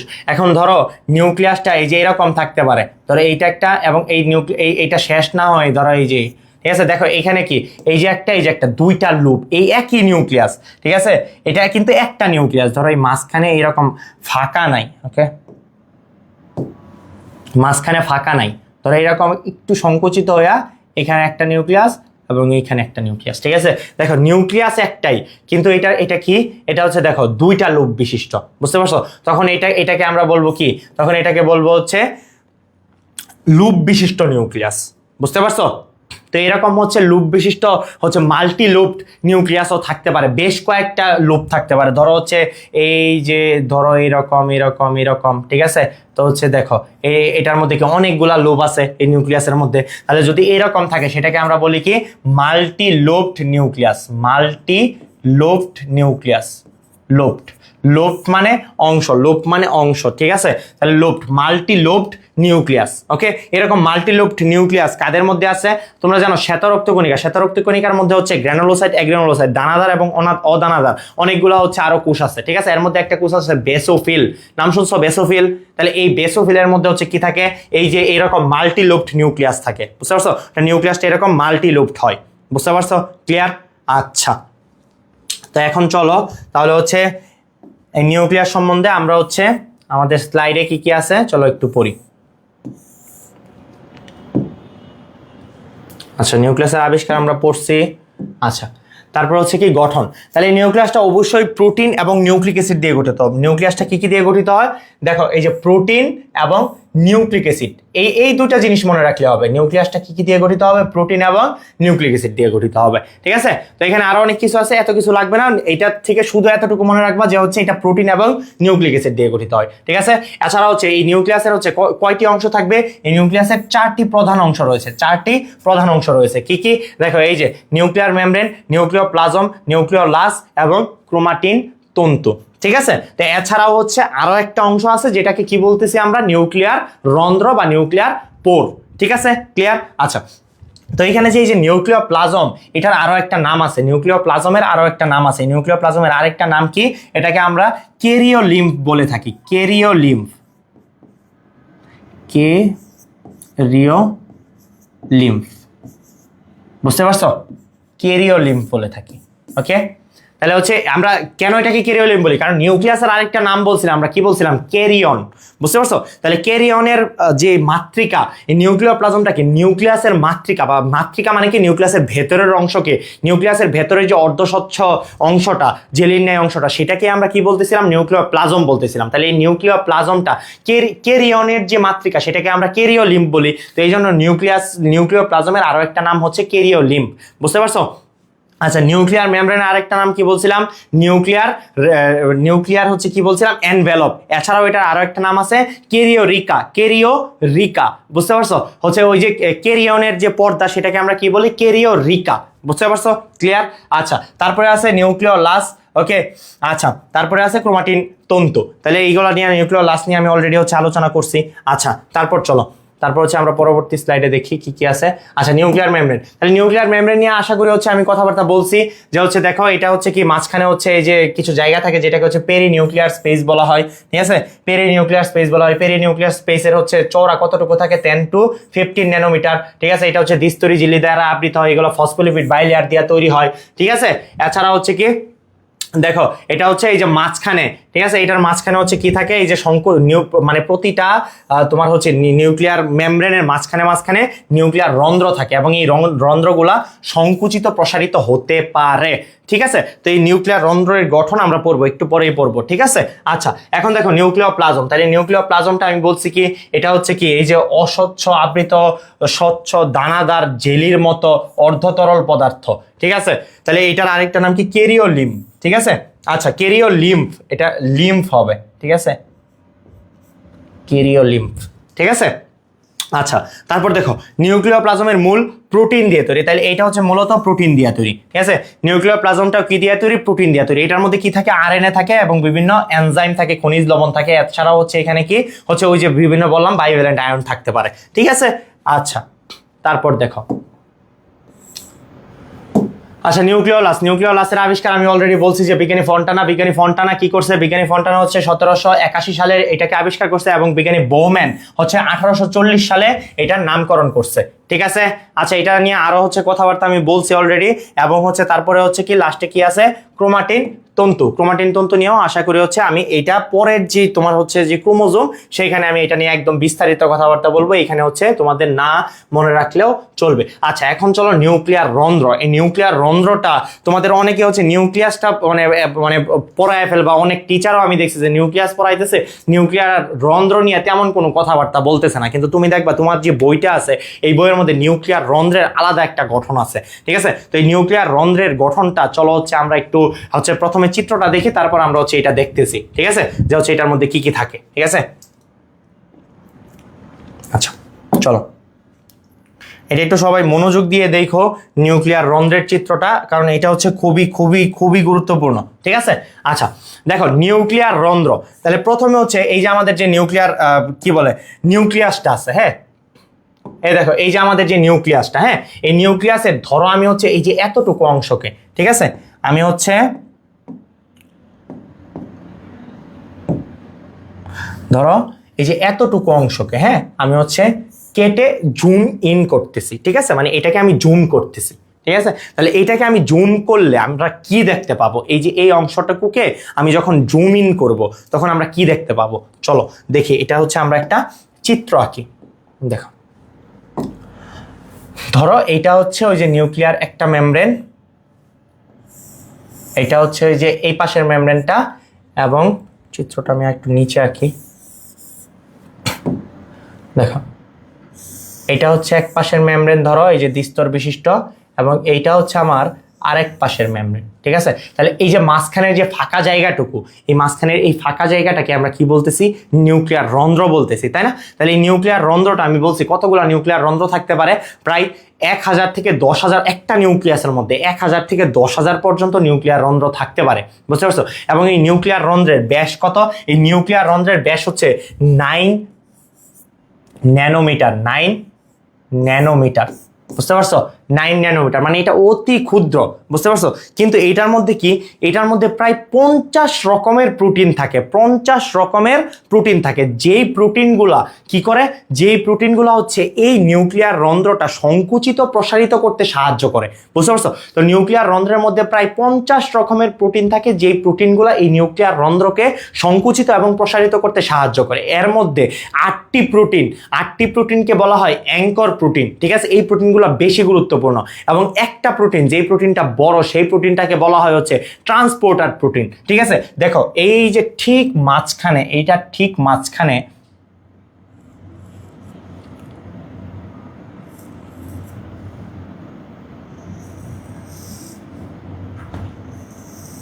এইখানে এরকম একটা প্রোটিন থাকে, ঠিক আছে? যেই প্রোটিনটাকে বলা হয় ট্রান্সপোর্টার, যেই প্রোটিনটাকে, এটার নাম কি, এটার নাম হচ্ছে ট্রান্সপোর্টার।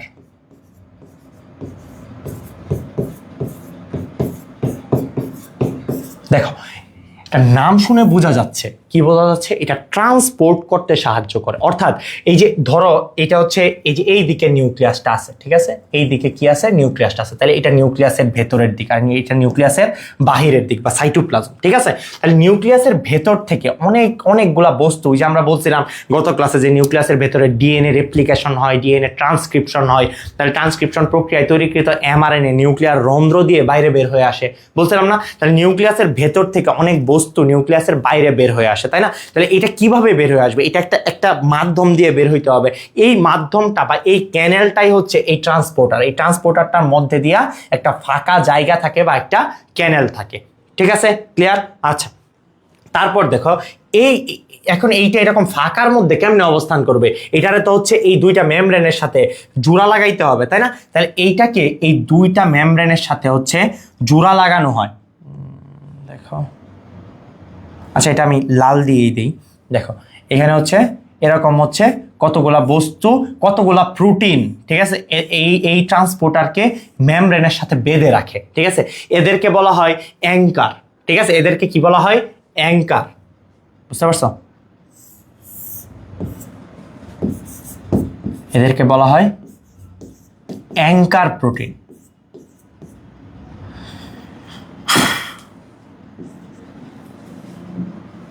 অ্যাঙ্কার প্রোটিন, আর এটা হচ্ছে ট্রান্সপোর্টার প্রোটিন, ঠিক আছে? এগুলো সব প্রোটিন।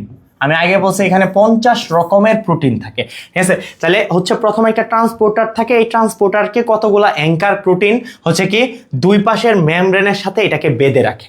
আর কথা কি বুঝতেছো? আচ্ছা, তারপর দেখো, তারপর হচ্ছে এইটার এই উপরের দিকে এরকম বৃত্তাকার হয়ে, ঠিক আছে? এরকম বৃত্তাকার হয়ে হচ্ছে এখানে 8টা প্রোটিন অবস্থান করবে, ঠিক আছে? এই যে এখানে একটা প্রোটিন, ধরো এই যে একটা প্রোটিন,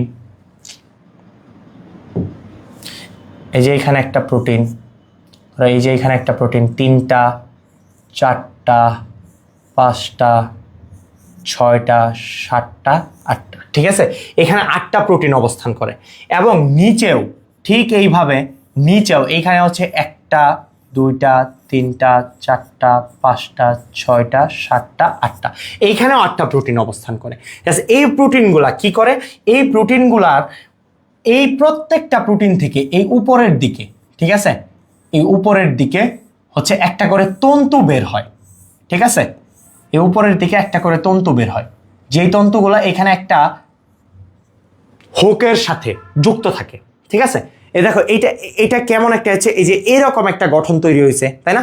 এই যে ধরো এই যে এখানে যুক্ত আছে এই যে তন্তুগুলা, এই নিচে হচ্ছে 8টা প্রোটিনকে যুক্ত করে রাখছে, তাই না? তাহলে এটা কেমন একটা কেজের মতো হয়েছে, তাই না?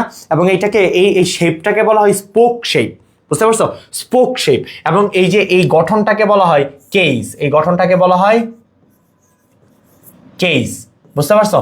এবং এইটার হচ্ছে আকৃতিটা হচ্ছে স্পোকের মতো আকৃতি, বুঝতে পারছো? এখন দেখো এখন কি হয়, এখন হচ্ছে এই যে এই কেজগুলা বা এই তন্তুগুলা কিন্তু এই যে বাইরের এইগুলার সাথে, তাইলে কি হয়, বাইরের এইগুলা এরকম কেজ গঠন করে না, এইগুলা থেকেও তন্তু থাকে, কিন্তু এটা হচ্ছে এই তন্তুগুলা এরকম বাহিরে বের হয়ে থাকে, বুঝতে পারছো? তো এইগুলা হচ্ছে এরকম ভাবে স্পোকের মতো শেপ গঠন করে না বা কেজ গঠন করে না, এগুলা থেকেও তন্তু থাকে, কিন্তু এইগুলা বাহিরের দিকে বের হয়ে থাকে। আমার কথা কি বুঝতেছো? তাহলে দেখো এখন যখন হচ্ছে এই যে এই তন্তুগুলা উপরের দিকে মানে হচ্ছে সংকুচিত হয়, বুঝতে পারছো, এই তন্তুগুলা যখন কি হবে সংকুচিত হবে, তখন কি হয়, তখন হচ্ছে এই যে ট্রান্সপোর্টারটা, এই ট্রান্সপোর্টারটা প্রসারিত হয়, কারণ এই ট্রান্সপোর্টারটার মধ্যে টান লাগে, তাই না, হচ্ছে তখন এই ট্রান্সপোর্টারটা প্রসারিত হয়। যখন এই কেজ বা এই যে এই তন্তুগুলা যখন সংকুচিত হয়, তখন এই ট্রান্সপোর্টারটা হচ্ছে কি হয়, প্রসারিত হয়। আমার কথা কি বুঝতেছো? আচ্ছা, আর হচ্ছে তখন যখন এই ট্রান্সপোর্টারটা প্রসারিত হয়, তখন কি হয়, তখন হচ্ছে এই ট্রান্সপোর্টারের ভেতর দিয়ে হচ্ছে বাহির থেকে হচ্ছে তোমার ভিতর থেকে বাহিরের দিকে বিভিন্ন বস্তু হচ্ছে প্রবেশ মানে বাহির হয় নিউক্লিয়াস থেকে। ওর কথা কি বুঝতে পারছো? আচ্ছা, তাইলে হচ্ছে এই হচ্ছে মোটামুটি একটা নিউক্লিয়ার রন্ধ্রের গঠন। তাহলে নিউক্লিয়ার রন্ধ্রের প্রথমে আমি কি বলছি, এখানে আছে কি একটা ট্রান্সপোর্টার নামক একটা প্রোটিন আছে, ঠিক আছে। তারপর কি, তারপর হচ্ছে এই ট্রান্সপোর্টার প্রোটিনটাকে হচ্ছে এই যে এখানে হচ্ছে অনেকগুলা প্রোটিন, যেই প্রোটিনগুলোকে আমরা বলতেছি অ্যাঙ্কার প্রোটিন, ঠিক আছে। এই প্রোটিনগুলো ট্রান্সপোর্টারকে এই মেমব্রেনের সাথে বেঁধে রাখে বা যুক্ত করে রাখে। ওর কথা কি বুঝতেছো? তারপর কি হয়, তারপর হচ্ছে এই ট্রান্সপোর্টারটার উপরে আরো 8টা করে, উপরে এবং নিচে 8টা করে প্রোটিন থাকে, যেগুলো হচ্ছে গোলাকার ভাবে অবস্থান করে, এবং এই প্রত্যেকটা প্রোটিন থেকে একটা করে তন্তু তৈরি হয়, বুঝতে পারছো। যেই তন্তুগুলা কি করে, যেই তন্তুগুলা হচ্ছে উপরে যে একটা কেজের মতো আকৃতি গঠন করে, যেটাকে আমরা স্পোক আকৃতি বলতেছি, বুঝতে পারছো। যখন এই তন্তুগুলা হচ্ছে কি করে, সংকুচিত হয়, মানে এই তন্তুগুলো ধরো আমি টান দিলাম, তখন কি হবে, এই ট্রান্সপোর্টারটা প্রসারিত হবে। আমার কথা কি বুঝতেছো? তাহলে দেখো এই এতটা ঘটনা কোথায় কোথায় ঘটতেছে, এই যে আমাদের এই নিউক্লিয়াসের এই যে ছোট্ট একটু জায়গা, এই যে ছোট্ট একটু জায়গা নিউক্লিয়ার রন্ধ্র, এই জায়গাটার মধ্যে এতগুলা কাহিনী ঘটতেছে। ওর কথা কি বুঝতে পারছো? তাহলে তোমরা এই নিউক্লিয়ার রন্ধ্রটাও খুব ভালোভাবে পড়বা, ঠিক আছে। তাহলে চলো আমরা হচ্ছে স্লাইডের মধ্যে দেখি আমাদের এই নিউক্লিয়ার রন্ধ্র নিয়ে আরো কি কি বলা আছে, ঠিক আছে। এই নিউক্লিয়ার রন্ধ্রের হচ্ছে 3টা কমপ্লেক্স আছে, ঠিক আছে। দেখো আমরা দেখি এই যে নিউক্লিয়ার রন্ধ্র, ঠিক আছে। দেখো এই নিউক্লিয়ার রন্ধ্র হচ্ছে একটা সূক্ষ্ম ফাঁকা স্থান, ঠিক আছে। এটা হচ্ছে কি 2টা স্তর বিশিষ্ট। তাহলে তোমরা হচ্ছে অলরেডি দেখছো, এটার মধ্যে হচ্ছে উপরে হচ্ছে 8টা প্রোটিনে একটা স্তর তৈরি করে, নিচে 8টা প্রোটিনে আরো একটা স্তর তৈরি করে। তাহলে এখানে 2টা স্তর আছে, কথা কি বুঝতেছো? এবং হচ্ছে কি এটা হচ্ছে বাইরের ব্যাস, মানে এটা বাইরের দিকে হচ্ছে 130 ন্যানোমিটার। এইটা তোমাকে মনে রাখতে হবে না, ঠিক আছে। তুমি শুধু মনে রাখবা এইটা নিউক্লিয়ার রন্ধ্রের ব্যাস হচ্ছে 9 ন্যানোমিটার। আমার কথা কি বুঝতে পারছো? নিউক্লিয়ার রন্ধ্রের ব্যাস কত? 9 ন্যানোমিটার। ওকে, আচ্ছা।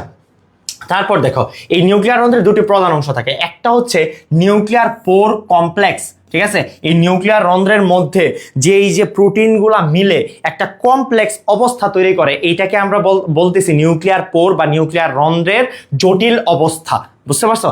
আচ্ছা, এই জটিল অবস্থার মধ্যে দেখা হচ্ছে কি থাকে, এখানে হচ্ছে তিনটি হচ্ছে উপ একক থাকে বা সাব ইউনিট থাকে, ঠিক আছে। তাহলে দেখো এই যে 1 নাম্বার উপ একক, এই উপ এককটাকে আমরা কি বলতেছি, অ্যানোলার উপ একক, অ্যানোলার উপ একক, ঠিক আছে। এই অ্যানোলার উপ একক দেখো এইগুলা রন্ধ্রের ভেতরে প্রক্ষেপিত হয়ে ছিদ্রের আকার নিয়ন্ত্রণ করে। তাহলে আমরা হচ্ছে এই যে দেখো, এবং হচ্ছে পরেরটা হচ্ছে কলামনার উপ একক, এবং তারপরেরটা হচ্ছে লুমিনাল উপ একক। দেখো একটা হচ্ছে অ্যানোলার, একটা কলামনার, একটা হচ্ছে লুমিনাল, ঠিক আছে। এই অ্যানোলার উপ একক কোনটা, যেটা হচ্ছে আমাদের ট্রান্সপোর্টার প্রোটিনটা ছিল, মনে আছে ট্রান্সপোর্টার প্রোটিনটা। এই ট্রান্সপোর্টার প্রোটিন কি করে, দেখো রন্ধ্রের ভেতরে প্রক্ষেপিত হয়ে ছিদ্রের আকার নিয়ন্ত্রণ করে, ঠিক আছে। তাহলে এটা রন্ধ্রের ভিতরে থাকে, তাহলে এটা হচ্ছে ট্রান্সপোর্টার, ঠিক আছে। তারপর দেখো কলামনার, এইগুলা কি করে, রন্ধ্রের কমপ্লেক্সের মূল নালী বা চ্যানেল তৈরি করে, না সরি এইটা হচ্ছে ট্রান্সপোর্টার, ঠিক আছে। এইটা হচ্ছে ট্রান্সপোর্টার, আর এইটা কি দেখো, এগুলো হচ্ছে রন্ধ্রের ভেতরে প্রক্ষেপিত হয়ে ছিদ্রের আকার নিয়ন্ত্রণ করে। এইগুলো হচ্ছে ওই প্রোটিন ফাইবার, ঠিক আছে। এগুলো হচ্ছে সেই প্রোটিন ফাইবার। এই প্রোটিন ফাইবারগুলো কি রন্ধ্রের সংকোচন প্রসারণকে বা আকারকে নিয়ন্ত্রণ করছে। আমরা বলছি না যে হচ্ছে ওই ফাইবারগুলো যদি টান দেয়, তাহলে হচ্ছে রন্ধ্রটা হচ্ছে কি হয়, হচ্ছে ওই রন্ধ্রটা প্রসারিত হয়, যদি ওইগুলো সংকুচিত হয় রন্ধ্রটা প্রসারিত হয়, বুঝতে পারছো? আর হচ্ছে দেখো এই যে লুমিনাল সাব ইউনিট, এটাকে আমরা কি বলতেছি, নিউক্লিয়াসের ভেতরে এবং বাইরের মেমব্রেনকে একসাথে যুক্ত রাখে এবং কমপ্লেক্সটিকে পর্দার নোঙর হিসাবে কাজ করে। এইগুলা কি, এইগুলা হচ্ছে আমাদের সেই অ্যাঙ্কর প্রোটিন, বুঝতে পারছো? সেই অ্যাঙ্কর প্রোটিন, বুঝতে পারছো? তাহলে হচ্ছে আমরা দেখো, তাহলে অ্যানোলার প্রোটিন বা অ্যানোলার সাব ইউনিট, এই যে দেখো এখানে হচ্ছে আমরা এখানে দেখাই, চিত্রে দেখাই, দেখো এখানে হচ্ছে এই ট্রান্সপোর্টার যে, হ্যাঁ, এই ট্রান্সপোর্টারকে আমরা কি বলবো? এই ট্রান্সপোর্টারকে আমরা বলবো হচ্ছে, এই ট্রান্সপোর্টারকে, ঠিক আছে, আমরা বলবো কি? ল্যামিনাল সাব ইউনিট, ল্যামিনাল সাব ইউনিট। এবং হচ্ছে এই যে এইখানে যে হচ্ছে এই যে ফাইবারগুলা, প্রোটিন ফাইবারগুলা, এই ফাইবারগুলাকে বলবো আমরা অ্যানুলার সাব ইউনিট, ঠিক আছে, annular sub unit, sub unit, okay. আর এগুলাকে বলবো laminar sub unit, laminar sub unit, sub unit, ঠিক আছে। আর হচ্ছে যেগুলো হচ্ছে এই যে অ্যাঙ্কর প্রোটিনগুলো, এদেরকে বলবো আমরা কলামনার সাব, না এদেরকে বলবো আমরা কলামনার সাব ইউনিট, সরি,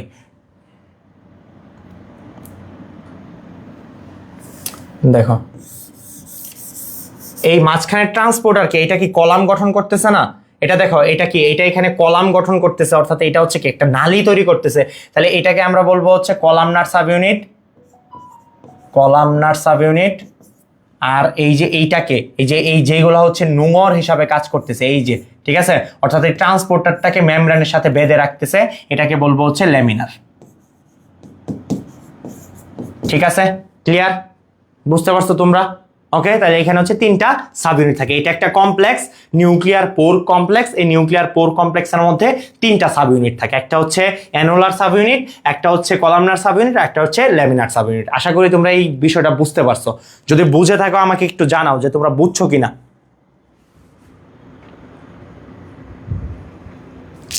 বুকে 109 ন্যানোমিটার দেওয়া রিয়াদ, এটা হচ্ছে তোমার বাহিরের ব্যাস, নিউক্লিয়ার রন্ধ্রের বাহিরের যে ব্যাস সেটা হচ্ছে 120 থেকে 130 ন্যানোমিটার, কিন্তু নিউক্লিয়ার রন্ধ্রের ভেতরের ব্যাস হচ্ছে 9 ন্যানোমিটার। কথা কি বুঝতেছ? আচ্ছা ভাইয়া, আর একটু ধীরে সুস্থে বোঝান। আসলে হচ্ছে মানে প্রত্যেকদিন সময় অনেক বেশি হচ্ছে লেগে যায়, তো এই জন্য আজকে ভাবছি একটু কম সময়ের মধ্যে শেষ করব। আচ্ছা, তারপর হচ্ছে সান্তনা হক, ভাইয়া কিভাবে পড়াশোনায় বেশি মনোযোগ দেওয়া যায়, যদি কিছু টিপস শেয়ার করতেন। আসলে সত্যি বলতে কি, পড়াশোনায় মনোযোগ বসানোর কোনো টিপস নাই, এটা হচ্ছে একদম নিজের কাছে আত্ম প্রয়োজনে, ঠিক আছে, নিজের প্রয়োজনে মানুষ হচ্ছে যখন হচ্ছে ধরো একটা মানুষের হচ্ছে ক্ষুধা লাগে, তখন সে কি করে?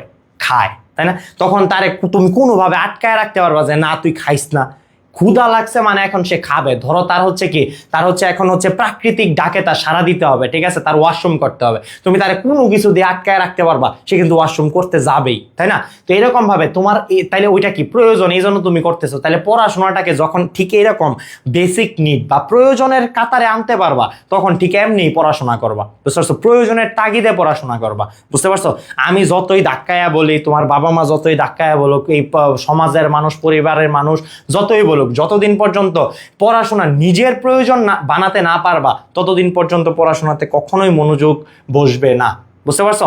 এবং হচ্ছে আমি এতটুকুই বলবো যে হচ্ছে এইটাকে প্রয়োজন বানায়, মানে বুঝতে, পড়াশোনা যে আমাদের জন্য প্রয়োজন এইটা বুঝতে যেন তোমার দেরি না হয়ে যায়, বুঝতে পারছো? দেরি না হয়ে যাওয়ার আগে নিজে হচ্ছে একটু বোঝার চেষ্টা করো সবাই, যে হচ্ছে পড়াশোনা আলটিমেটলি তোমাকে পড়াশোনা করেই খাইতে হবে, বুঝতে পারছো? যেহেতু পড়াশোনাতে একবার ঢুকে পড়ছো, তুমি তো আর এখন যায় হচ্ছে সিএনজি চালাইতে পারবো না, বাস চালাইতে পারবো না, তাই না? তো এখন হচ্ছে তোমাকে কি তুমি কিছু শিখাও নাই, তুমি হচ্ছে মাটি কাটাও শিখো নাই, রিক্সা চালানো শিখো নাই, শিখছো কি? শিখছো এই পড়ালেখা। তাহলে যেহেতু এই একটা কাজই শিখতেছো, এইটা করেই তোমার খাইতে হইব, সো একটু মানে এই জিনিসটা একটু ভালোভাবে করো। এই পৃথিবীতে হচ্ছে মানে কোনো জায়গায় মধ্যপন্থা অবলম্বনকারীদের কোনো ভ্যালু নাই, বুঝতে পারছো? হয় তুমি অনেক ভালো হও, নয় তুমি খারাপ হও, মাঝামাঝি থাইকো না, বুঝতে পারছো? ভালোদের কতরা মানে খুবই কদর আছে সমাজে, আর হচ্ছে যারা খারাপ তাদের হচ্ছে কোনো কিছু যায় আসে না, সে যে কোনো কিছু করতে পারে, সে যায় চুরি করবে, ডাকাতি করবে, তাই না? তো সে তো খারাপ, তার তো আর কিছু নাই, তাই না? কিন্তু তুমি মধ্যপন্থা অবলম্বন, তুমি না ভালো না খারাপ, তুমি না পারবা হচ্ছে মানে কামলা হইতে, না পারবা তুমি হচ্ছে অফিসার হইতে, বুঝতে পারছো? তো এই জিনিসটা সবসময় মাথায় রাখবা, ঠিক আছে?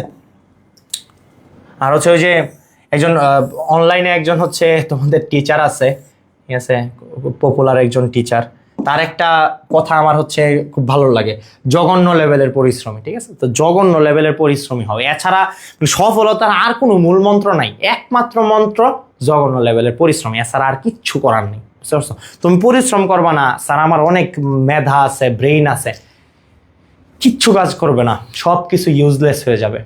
বুঝতে পারছো? একমাত্র hard work and hard work and hard work, ঠিক আছে? এছাড়া আর কোনো কথা নাই। তুমি যত বড় পরিশ্রমী হও না, যত বড় ব্রিলিয়ান্টই হও, তুমি যদি পরিশ্রম না করো, তোমার হচ্ছে সফলতা তোমার ঘরে আসবে না হাইটা হাইটা। বুঝতে পারছো?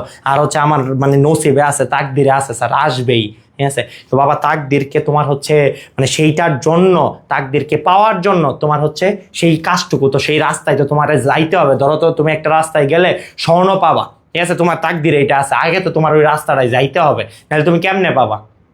বুঝতে পারছো? আচ্ছা, তারপর দেখো হচ্ছে নিউক্লিয়াসের কাজ। ওকে, নিউক্লিয়াসের কাজ দেখো, এই নিউক্লিয়াসের কাজগুলো আমরা হচ্ছে অলরেডি আমরা পড়ে ফেলছি। নিউক্লিয়াসের কাজের মধ্যে হচ্ছে আর কি, আমি অল্প কয়েকটা কাজকে এখানে হচ্ছে হাইলাইট করছি, এছাড়াও আরো অনেক কাজ আছে। বুঝতে পারছো? তো তোমরা হচ্ছে এই কয়টা কাজ হচ্ছে আশা করি তোমরা অলরেডি পারো, যে হচ্ছে কোষের নিয়ন্ত্রণ কেন্দ্র। তাহলে আমরা বলতেছি কি, নিউক্লিয়াসকে আমরা কোষের কেন্দ্রিকা বলতেছি, তাই না? নিউক্লিয়াসকে কোষের কেন্দ্রিকা বলতেছি, তাহলে হচ্ছে এই নিউক্লিয়াসটা কোষের নিয়ন্ত্রক। দেখো, কোষের সমস্ত বিপাকীয় কাজ এবং রাসায়নিক বিক্রিয়া এই নিউক্লিয়াস নিয়ন্ত্রণ করে। আমার কথা কি বুঝছো? আচ্ছা, তারপর দেখো বংশগতির রক্ষা ও স্থানান্তর। তাহলে এই নিউক্লিয়াসের মধ্যে কি ক্রোমাটিন ফাইবার আছে, ক্রোমাটিন ফাইবারের মধ্যে ক্রোমোজোম আছে, অর্থাৎ ডিএনএ আছে, আরএনএ আছে, যেগুলাই কি বংশগতির নির্ধারক। ঠিক আছে? তো এই জন্য হচ্ছে কি এইগুলাকে ধারণ করে নিউক্লিয়াস, এই জন্য নিউক্লিয়াসকে আমরা বংশগতি রক্ষার এবং স্থানান্তরের হচ্ছে একক হিসাবে ধরতেছি। বুঝতে পারছো? তারপরে কি প্রোটিন সংশ্লেষণ নিয়ন্ত্রণ। তাহলে এই নিউক্লিয়াস হচ্ছে কি প্রোটিন সংশ্লেষণ নিয়ন্ত্রণ করে। কিভাবে করে? নিউক্লিয়াসের মধ্যে কি থাকে? ডিএনএ থাকে, তাই না? এই ডিএনএ এর মধ্যে মানে ডিএনএ থেকে কি তৈরি হয়? এমআরএনএ তৈরি হয় ট্রান্সক্রিপশন প্রক্রিয়ায়। সেই এমআরএনএ হচ্ছে কি ওই নিউক্লিয়ার পোর দিয়ে বাইরে যায়, রাইবোজোমের সাথে যুক্ত হয়, যুক্ত হয়ে কি করে? প্রোটিন সংশ্লেষ করে। তাহলে মূলত এই নিউক্লিয়াসের ভেতর থেকে প্রোটিন কিভাবে তৈরি হবে সেই খবরটা হচ্ছে কি এমআরএনএ এর মধ্য দিয়ে, মেসেঞ্জার আরএনএ এর মধ্য দিয়ে সেই মেসেজটা আরএনএ বহন করে নিয়ে রাইবোজোমের কাছে যায়, যে কিভাবে প্রোটিন তৈরি করতে হবে। এটা আমি গত ক্লাসে বুঝাইছিলাম, যে কোকাকোলা কোম্পানির হচ্ছে যে কোকাকোলা কোম্পানির যে রেসিপি হ্যানতেন এগুলো দিয়ে আমি গত ক্লাসে বুঝাইছিলাম। তাহলে ওটা আমি আবার আর রিপিট করতে চাচ্ছি না। আচ্ছা, তারপর দেখো কোষ বিভাজন। ওকে, আচ্ছা দেখো এটা হচ্ছে কি নিউক্লিয়াসটা কোষ বিভাজনে সহায়তা করে। আমরা জানি কোষ বিভাজনের দুইটা ধাপই আছে, একটা হচ্ছে কেরিওকাইনেসিস আর একটা সাইটোকাইনেসিস, তাই না? তাহলে কোষ বিভাজনের জন্য এই কেরিওকাইনেসিস বা নিউক্লিয়াসের বিভাজনটা খুবই খুবই খুবই গুরুত্বপূর্ণ। নিউক্লিয়াস যদি বিভাজিত না হয় তাহলে একটা কোষ বিভাজিত হতে পারে না। বুঝতে পারছো? এবং হচ্ছে ওই কোষের মধ্যে হচ্ছে কি ক্রোমোজোম সংখ্যাও হচ্ছে মানে ঠিক থাকবে না। বুঝতে পারছো? তাহলে একটা কোষ বিভাজিত হইতে হইলে অবশ্যই তার নিউক্লিয়াসকে বিভাজিত হতে হবে। বুঝতে পারছো? তাহলে নিউক্লিয়াস হচ্ছে কোষ বিভাজনকেও নিয়ন্ত্রণ করে। ঠিক আছে? ক্লিয়ার? ওকে, আচ্ছা এই নিউক্লিয়াসটা সবাই বুঝতে পারছো কিনা আমাকে একটু বলো।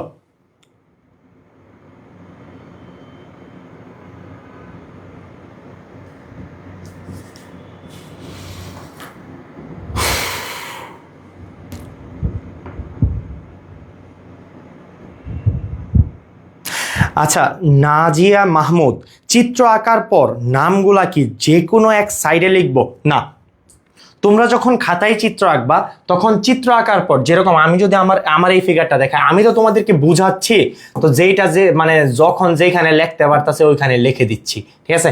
কিন্তু তোমরা সাধারণত কি করবা জানো? তোমরা হচ্ছে চিত্র আঁকার পর তোমরা প্রথমে হচ্ছে, আচ্ছা আমি আগে এগুলো মুছি। ঠিক আছে? দেখো চিত্র আঁকার পর কি করবা,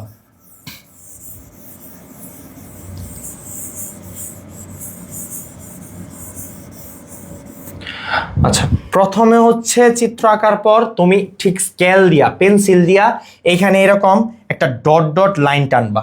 ঠিক আছে?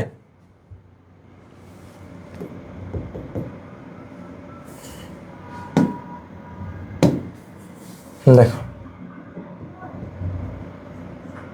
মানে তুমি একটা মার্ক করে নিবা আর কি। তুমি এটা স্কেল দিয়ে টান দিও, আমার টান যদিও সোজা হয় নাই, মানে একদম স্ট্রেইট হয় নাই। ওকে, তারপর তুমি হচ্ছে এইখান থেকে ধরো এই যে এইটা, হ্যাঁ তুমি এটাকে যদি সোজা নিতে পারো সোজা নিবা, অথবা হচ্ছে কি করবা এখান থেকে এরকম এনে তারপর এখান থেকে সোজা নিবা এই। ওকে, তারপর তুমি ধরো এটাকে সোজা এই, তারপর ধরো তুমি হচ্ছে এই জায়গাকে মার্ক করবা এই। ওকে, তারপর ধরো তুমি এই অংশকে নিউক্লিয়ার প্লাজম, ওকে এই, তারপর ধরো ক্রোমাটিন ফাইবারকে, হ্যাঁ তাহলে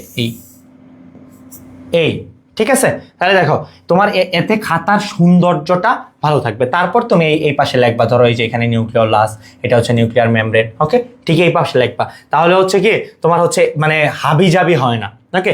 দেখতে সুন্দর হয় এবং হচ্ছে খাতাটা পরিষ্কার থাকে, বুঝতে পারছো? তো হচ্ছে টিচারকে খুবই সুন্দরভাবে প্রেজেন্ট করবা, ঠিক আছে? যে যত সুন্দর করে প্রেজেন্ট করতে পারো, বুঝতে পারছো? তো টিচার মানে ততই তোমার খাতার ইমপ্রেশনটা ভালো হবে। ক্লিয়ার? আচ্ছা, তাকবির হোসেন সালিহিন, তুমি কি লেট করে ফেলছো? ওয়ালাইকুম সালাম। নিউক্লিয়াস অলরেডি পড়ানো শেষ, তুমি হচ্ছে আজকে একটু লেট করে ফেলছো, ওকে? আচ্ছা দেখো, এখন হচ্ছে আমরা কি পড়ব? এখন আমরা হচ্ছে ক্রোমোজোম পড়ব, ওকে? কি পড়ব? ক্রোমোজোম, ওকে? আচ্ছা দেখো, ক্রোমোজোম এটার ইংলিশটা কি?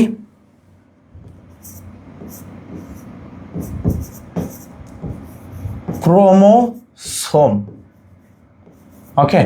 ক্রোমোসোম।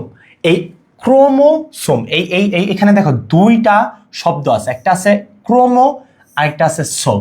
এই যে ক্রোমো, ঠিক আছে? এই ক্রোমো শব্দটা আসছে ক্রোমা থেকে, ঠিক আছে? ক্রোমা মানে কি? ক্রোমা মানে হচ্ছে বর্ণ বা রং, ঠিক আছে? ক্রোমা মানে কি? রং, বুঝতে পারছো? রং, রং।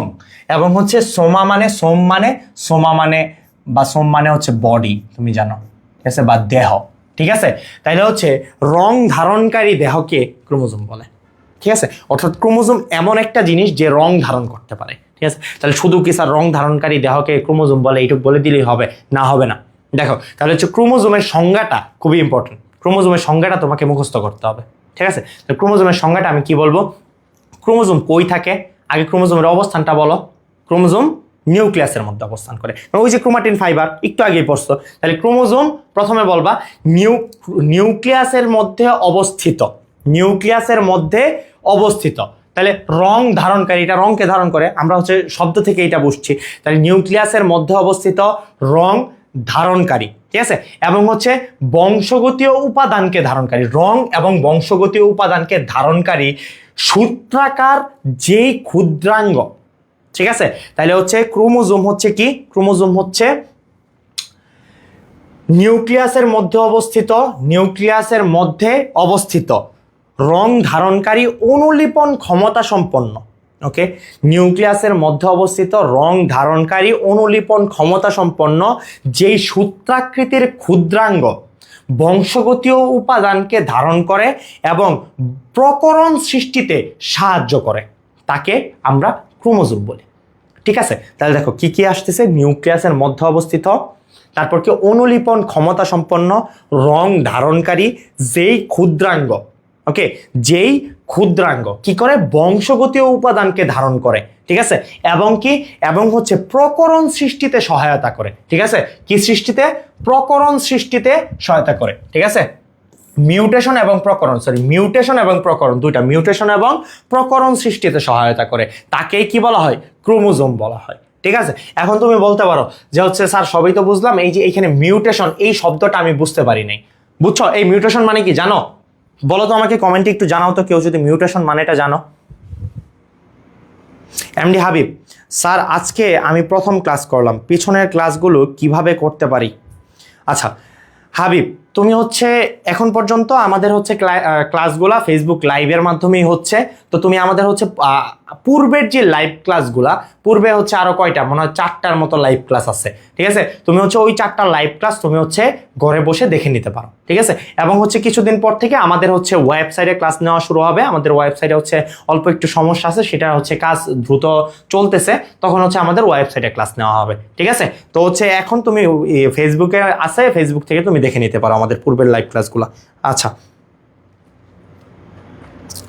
নাহিয়ান নাবিল আইডির মধ্যে রেকর্ড ক্লাস দেওয়া আছে। Good good. আচ্ছা ঠিক আছে, আমি তোমাদেরকে প্রশ্ন করছি তো, মিউটেশন বলতে কি বুঝো বলো? কেউ কি জানো মিউটেশন বলতে কি বুঝো? এই নাবিল বলো, বেটা পরীক্ষা দিচ্ছ এসেছি, তুমি হচ্ছে মিউটেশন তোমাদেরকে আমি পড়াইছি অলরেডি, ও আমার অফলাইন ব্যাচের স্টুডেন্ট। নাবিল, মিউটেশন বলতে কি বুঝো?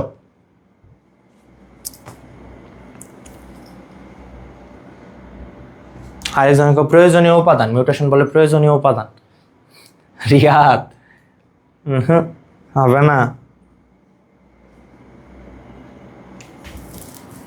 আচ্ছা দেখো, মিউটেশন, মিউটেশন এই শব্দটা তোমরা, আমার মনে হয় তোমরা পরিচিত মিউটেশন শব্দটার সাথে। দেখো আমি তোমাদেরকে একটু মনে করায় দিই, মিউট্যান্ট নামটা শুনছো? মিউট্যান্ট যারা হচ্ছে ওই যে মার্ভেলের ডিসির হচ্ছে সুপার হিরো মুভি দেখো, ওইখানে মাঝে মধ্যে নামটা শুনবা মিউট্যান্ট। মিউট্যান্ট মানে কি? মিউট্যান্ট মানে হচ্ছে কোনো একটা জীবের মধ্যে যখন একটা মানে জীব কোনো একটা দৈব কারণে যদি পরিবর্তিত হয়ে যায়, বুঝতে পারছো? ধরো আমি একটা মানুষ, ঠিক আছে, আমি কোনো একটা দৈব কারণ, কিরকম দৈব কারণ এটা হতে পারে, কোনো একটা বিপুল শক্তির প্রবাহ, ঠিক আছে, ধরো যে আমার উপর বজ্রপাত পড়লো কোনো একটা কারণে, অথবা আমি হচ্ছে ওই যে ওইরকম কোনো একটা সুপার হিউম্যান বানানোর মতো সিরাম আমি আমার শরীরে পুশ করলাম, পুশ করে আমি হালকের মতো বড় হয়ে গেলাম, ঠিক আছে, তাহলে আমি স্বাভাবিক একটা প্রাণী, কিন্তু আমি হচ্ছে একটা কি পরিবর্তিত হইয়া আমি একটা অন্যরকম হয়ে গেলাম, ঠিক আছে, এইটাই হচ্ছে মিউটেশন। বুঝতে পারছো? ধরো যে মানুষ থেকে জম্বিতে পরিণত হয়ে গেল কেউ, তাহলে এটা কি? মিউট্যান্ট। বুঝতে পারছো? আর মানুষ থেকে কেউ ধরো হচ্ছে হালকের মতো সুপার হিউম্যানে পরিণত হয়ে গেল, ঠিক আছে, তো এরকম হচ্ছে স্পাইডারম্যানে পরিণত হয়ে গেল, তাহলে এইগুলো হচ্ছে এক একটা মিউটেশন। মিউটেশন কেন হয় যদি প্রশ্ন করো, তাহলে মিউটেশন হওয়ার কারণটা এখন পর্যন্ত প্রাকৃতিক বা বায়োলজিক্যালি জানা যায় নাই। মিউটেশনটা আসলে হয় একটা দৈব কারণে, ঠিক আছে, তবে সেটা হচ্ছে এমন ধরা হয় যে এটা কোনো একটা কিসের কারণে হতে পারে, এটা কোনো একটা হচ্ছে ব্যাপক শক্তির প্রবাহ যখন একটা কোনো প্রাণীর দেহ বা হচ্ছে জীবের দেহ দিয়ে প্রবাহিত হয়, তখন সেই প্রাণী বা হচ্ছে জীবটা কিসে মিউট্যান্টে পরিণত হতে পারে। বুঝতে পারছো? তোমরা অনেক সময় হচ্ছে কুসংস্কার শুনবা যে হচ্ছে কি সূর্য গ্রহণ বা চন্দ্র গ্রহণের সময় হচ্ছে গর্ভবতী মায়েদের মানে খাওয়া নিষেধ বা হচ্ছে বাহিরে বের হওয়া নিষেধ, এরকম একটা কথা প্রচলিত আছে মানে গ্রামাঞ্চলে, তাই না? তো এইটার অবশ্য একটা মানে বৈজ্ঞানিক ব্যাখ্যাও আছে। বিষয়টা কি, সূর্য গ্রহণ চন্দ্র গ্রহণের সময় আমাদের হচ্ছে কি হয়, ব্যাপক পরিমাণ হচ্ছে কিছু হচ্ছে তোমার শক্তি এই পৃথিবীতে নিঃসৃত হয়। বুঝতে পারছো? তো এইগুলার কারণে যদি হচ্ছে তোমার কোনোভাবে এই গর্ভের সন্তানটা সেই চন্দ্রগ্রহণ এবং সূর্যগ্রহণের বিকিরণের মুখোমুখি হয়ে যায়, তখন হচ্ছে তার দেহের মধ্য দিয়া সেই শক্তি কোনোভাবে যদি প্রবাহিত হয়, তাহলে সে এখন ধরো যে হচ্ছে মানে এমন হতে পারে সে মিউট্যান্ট হয়ে সুপার হিউম্যান হয়ে যেতে পারে, আবার এমন হইতে পারে সে পুঙ্গু হয়ে যেতে পারে। এখন তুমি তো জানো না সে হচ্ছে পুঙ্গু হবে না সুপার হিউম্যান হবে। এখন সুপার হিউম্যান হওয়ার লাগা যায় তুমি চন্দ্রগ্রহণের সামনে খালি হচ্ছে খাড়ায় থাকলা যে হচ্ছে ইয়া হয়ে যাবে, ঠিক আছে, সুপার হিউম্যান হয়ে যাবে, কিন্তু আসলে গর্ভের বাচ্চাটা কি হতে পারে, পুঙ্গু হয়ে যেতে পারে। বুঝতে পারছো? এইটা ডিপেন্ডস করে। বুঝতে পারছো? তারপর ধরো বজ্রপাত, বজ্রপাতে আমরা জানি মানুষ মারা যায়, কিন্তু যদি হচ্ছে বজ্রপাতে মারা না যায়, কেউ সেটাকে অ্যাবজর্ব করে ফেলতে পারে, সেই শক্তিটা নিজের মধ্যে অ্যাবজর্ব করে ফেলতে পারে, তাহলে সেও কি মিউট্যান্ট বা সুপার হিউম্যান বিং এ পরিণত হতে পারে। ঠিক আছে, ক্লিয়ার? আচ্ছা আচ্ছা, তাহলে আমরা দেখো এই মানে ক্রোমোজোমকে আমরা মনে রাখার জন্য আমরা হচ্ছে মানে কতগুলো স্টেপস হিসাবে মনে রাখতে পারি। দেখো 1 নাম্বার, এটা নিউক্লিয়াসের মধ্যে অবস্থিত, এটা আমার মনে হয় স্টেপস করার দরকার নেই। এটা 1 নাম্বার হচ্ছে অনুলিপন ক্ষমতা সম্পন্ন। ঠিক আছে, তাহলে অনুলিপন ক্ষমতা সম্পন্ন। ওকে, অনুলিপন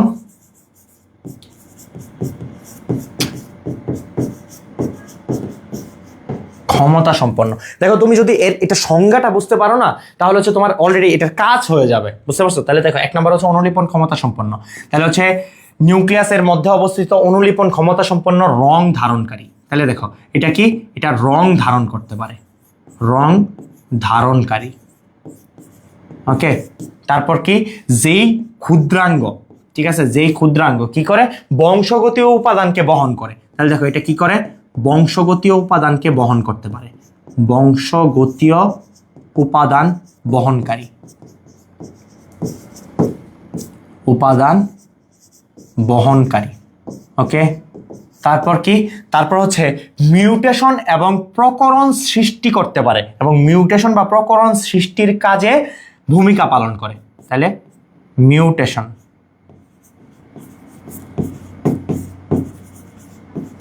এবং প্রকরণ। এখন কথা হচ্ছে প্রকরণ কি, প্রকরণ হচ্ছে ভেরিয়েশন। দেখো না, এক একটা প্রজাতির মধ্যে কত কত ভেরিয়েশন, যে দেখো মানুষের মধ্যে কত ভেরিয়েশন, লম্বা খাটো সাদা কালো, তাই না, এই যে চাইনিজ জাপানিজ এশিয়ান মঙ্গোলিয়ান, তাই না, ইউরোপিয়ান, নানা ধরনের প্রকরণ, তাই না, ভেরিয়েশন, তাই না। তাহলে এই ভেরিয়েশনটা ক্রিয়েট করে কে, এই ক্রোমোজোম। বুঝতে পারছো? তাহলে দেখো এই যে এতগুলা, এই যে আমাদের 5টা পয়েন্ট মনে রাখলে তুমি সংখ্যাটা মনে রাখা হয়ে যাবে, যে হচ্ছে নিউক্লিয়াসের মধ্যে অবস্থিত, অনুলিপন ক্ষমতা সম্পন্ন, রং ধারণকারী, বংশগতীয়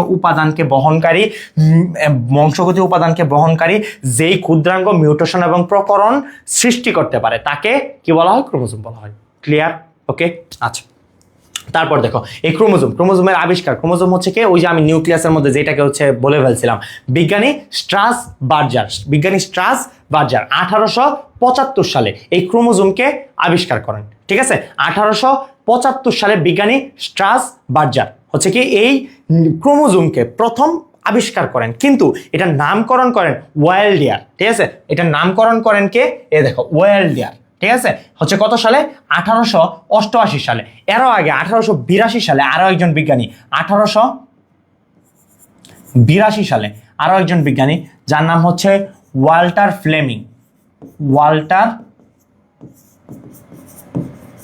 ফ্লেমিং, সেও হচ্ছে এই ক্রোমোজোমের একটা নামকরণ করছিল। সেই ক্রোমোজোমকে কি বলছিল? ক্রোমাটিন বলছিল। ঠিক আছে, ক্রোমাটিন নামকরণ করছিল। বুঝতে পারছো? তাহলে হচ্ছে এই 3জন বিজ্ঞানীর নাম মনে রাখবে। একজন হচ্ছে স্ট্রাসবার্জার, উনি কত সালে? 1875 সালে ক্রোমোজোমকে আবিষ্কার করছে, এবং তারপরে 1882 সালে ওয়াল্টার ফ্লেমিং নামক একজন বিজ্ঞানী, উনি হচ্ছে কি প্রথম হচ্ছে ক্রোমাটিন নামকরণ করে এই ক্রোমোজোমকে, এবং তারপরে হচ্ছে ওয়াইল্ডিয়ার, উনি হচ্ছে 1888 সালে প্রথম ক্রোমোজোম নামকরণ করেন। ক্লিয়ার? ওকে, এটার আবিষ্কার নিয়ে আর কোনো কথা আছে? আশা করি এটার আবিষ্কার নিয়ে আর কোনো সমস্যা নেই।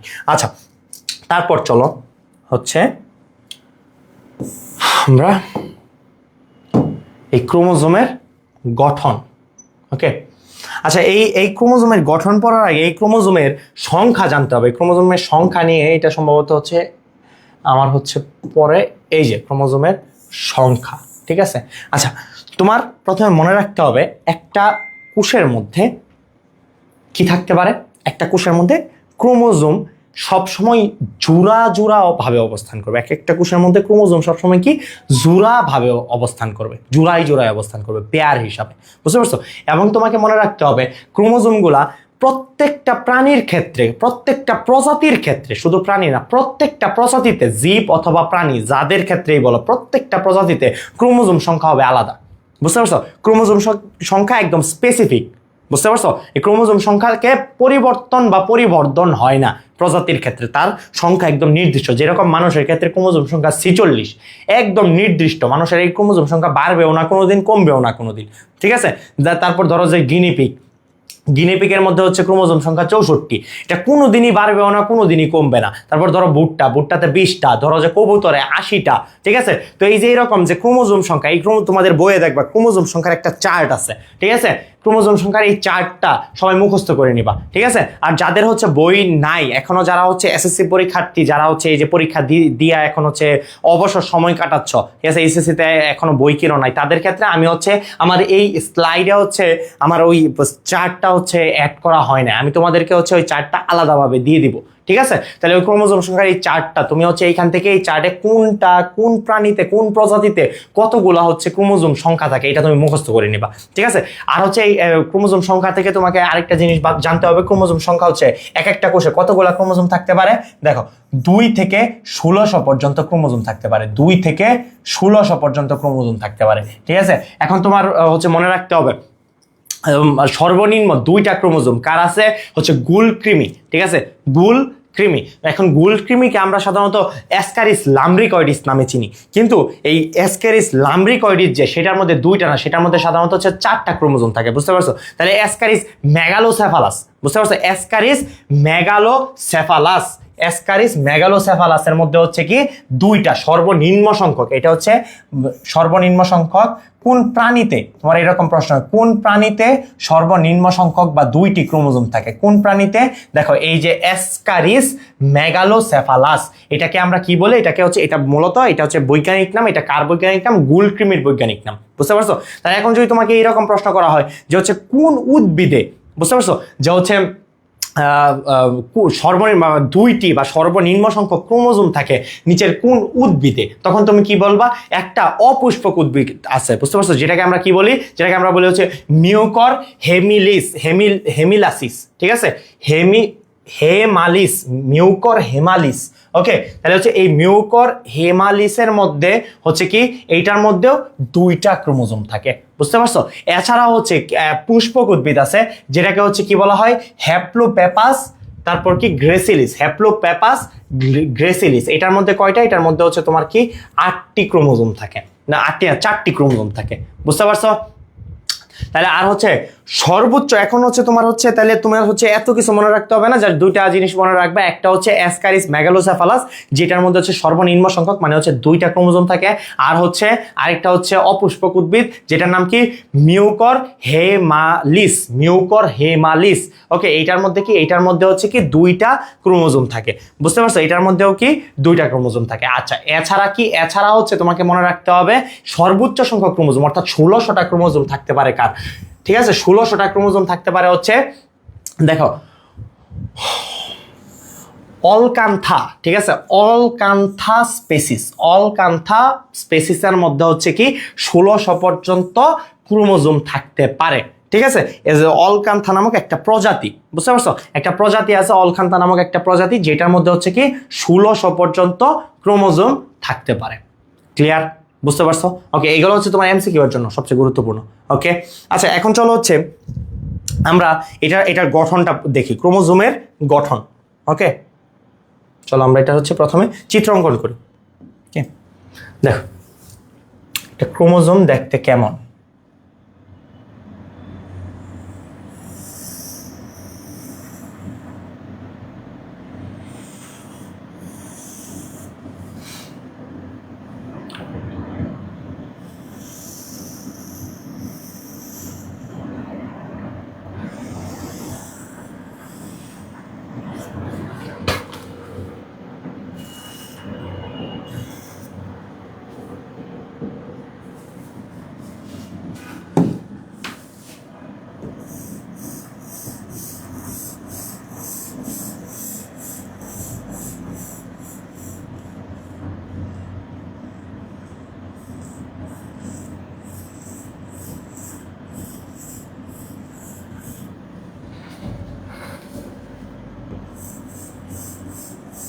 দেখো, একটা ক্রোমোজোমের ভেতরে হচ্ছে এই যে এরকম ক্রোমাটিন ফাইবার থাকে, বুঝতে পারছো? তো এই যে ক্রোমাটিন তন্তু বা ক্রোমাটিন, এদেরকে আমরা আঁকাচ্ছি। আচ্ছা, তারপর দেখো একদম নিচে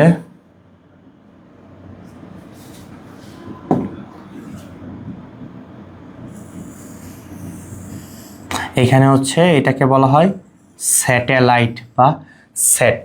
আচ্ছা, যাক, থেকে আমরা আঁকাচ্ছি। তোমরা হচ্ছে আমার থেকে অনেক ভালো চিত্র আঁকাবা ইনশাল্লাহ, ঠিক আছে? আমি তাড়াতাড়ি হচ্ছে আঁকাচ্ছি, ঠিক আছে? আচ্ছা, দেখো এই জায়গাটা হচ্ছে একটু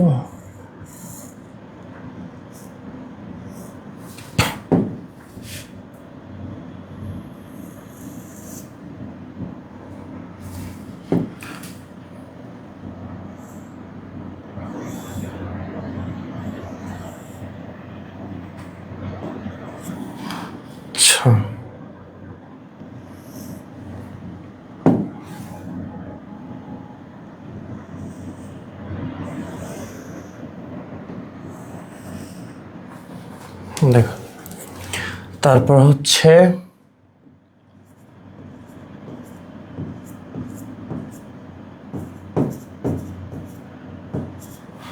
আচ্ছা, দেখো এটা হচ্ছে একটা ক্রোমোজোমের চিত্র।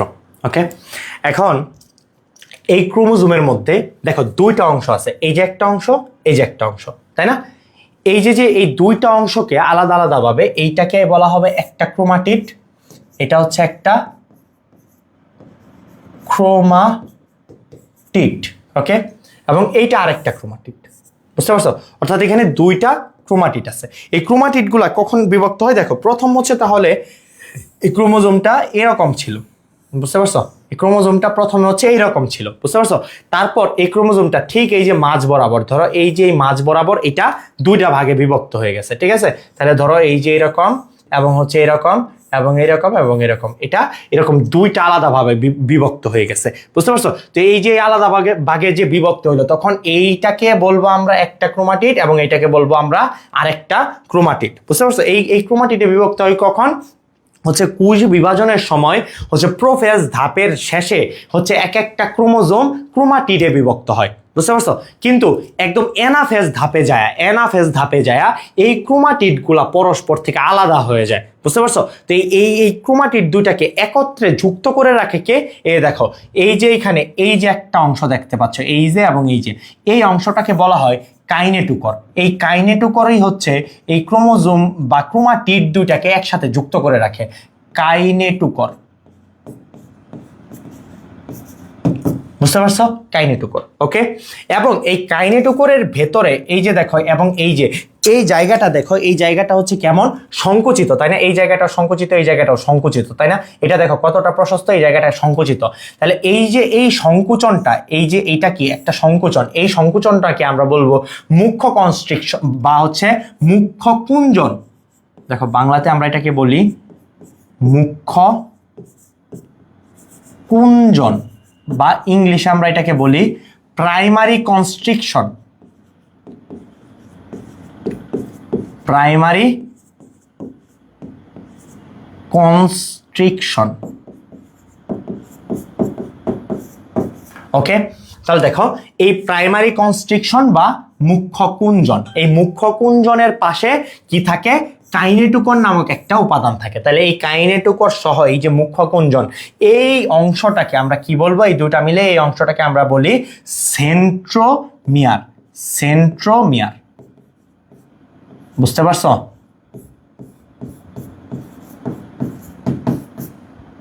আচ্ছা, তাহলে দেখো সেন্ট্রোমিয়ার কি হচ্ছে? ক্রোমোজোমের মুখ্য কুঞ্চনকে সেন্ট্রোমিয়ার বলা হয়। এবং ক্রোমোজোমের মুখ্য কুঞ্চনের বাহিরে এক ধরনের হচ্ছে বস্তু বা এক ধরনের প্রোটিন, কাইনেটোকর এক ধরনের প্রোটিন, এটা হচ্ছে কি থাকে? এটা দিয়ে হচ্ছে একটা প্রবর্ধক থাকে, এটা মূলত এই জায়গাটাকে হচ্ছে কি আবদ্ধ করে রাখে, বুঝতে পারছো? তো এটা হচ্ছে একটা মানে কাইনেটোকর, ওকে? তো দেখো এই কাইনেটোকর বা হচ্ছে কি এই যে এই কাইনেটোকর সহ মুখ্য কুঞ্চনটাকে সেন্ট্রোমিয়ার বলা হয়, সেন্ট্রোমিয়ার, বুঝতে পারছো? আচ্ছা, এখন দেখো তারপর দেখো এই যে এইখানে এই জায়গাটা দেখো, এই জায়গাটাও কেমন সংকুচিত, তাই না? এই জায়গাটাও কেমন সংকুচিত। তাহলে এই যে এই জায়গাটা এবং এই জায়গাটা, এই দুইটা জায়গাকে আমরা কি বলবো? এই জায়গাটাকে আমরা বলবো গৌণ কুঞ্চন। এই জায়গাটাকে আমরা কি বলবো? গৌণ কুঞ্চন, বুঝতে পারছো? ক্লিয়ার? আচ্ছা, তারপর দেখো এই যে এই ক্রোমাটিডের এই যে ঠিক এই যে উপরের যে এই যে সিলিন্ডার আকৃতির যে অংশটা, এই যে এই অংশটা এবং এই অংশটা, অর্থাৎ সবার উপরের সিলিন্ডার আকৃতির যে অংশটা, এই অংশটাকে বলা হয় টেলোমিয়ার,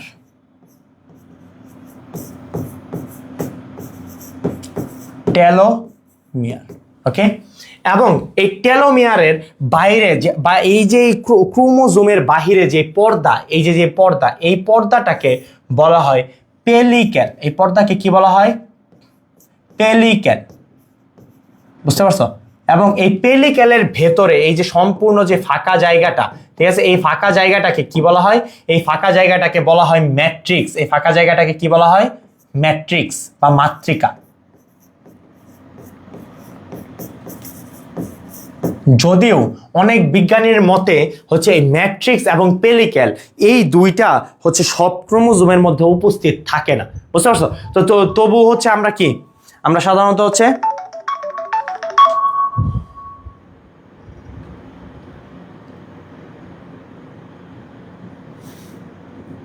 সরি আমার হচ্ছে একটা কল আসছিল। আচ্ছা,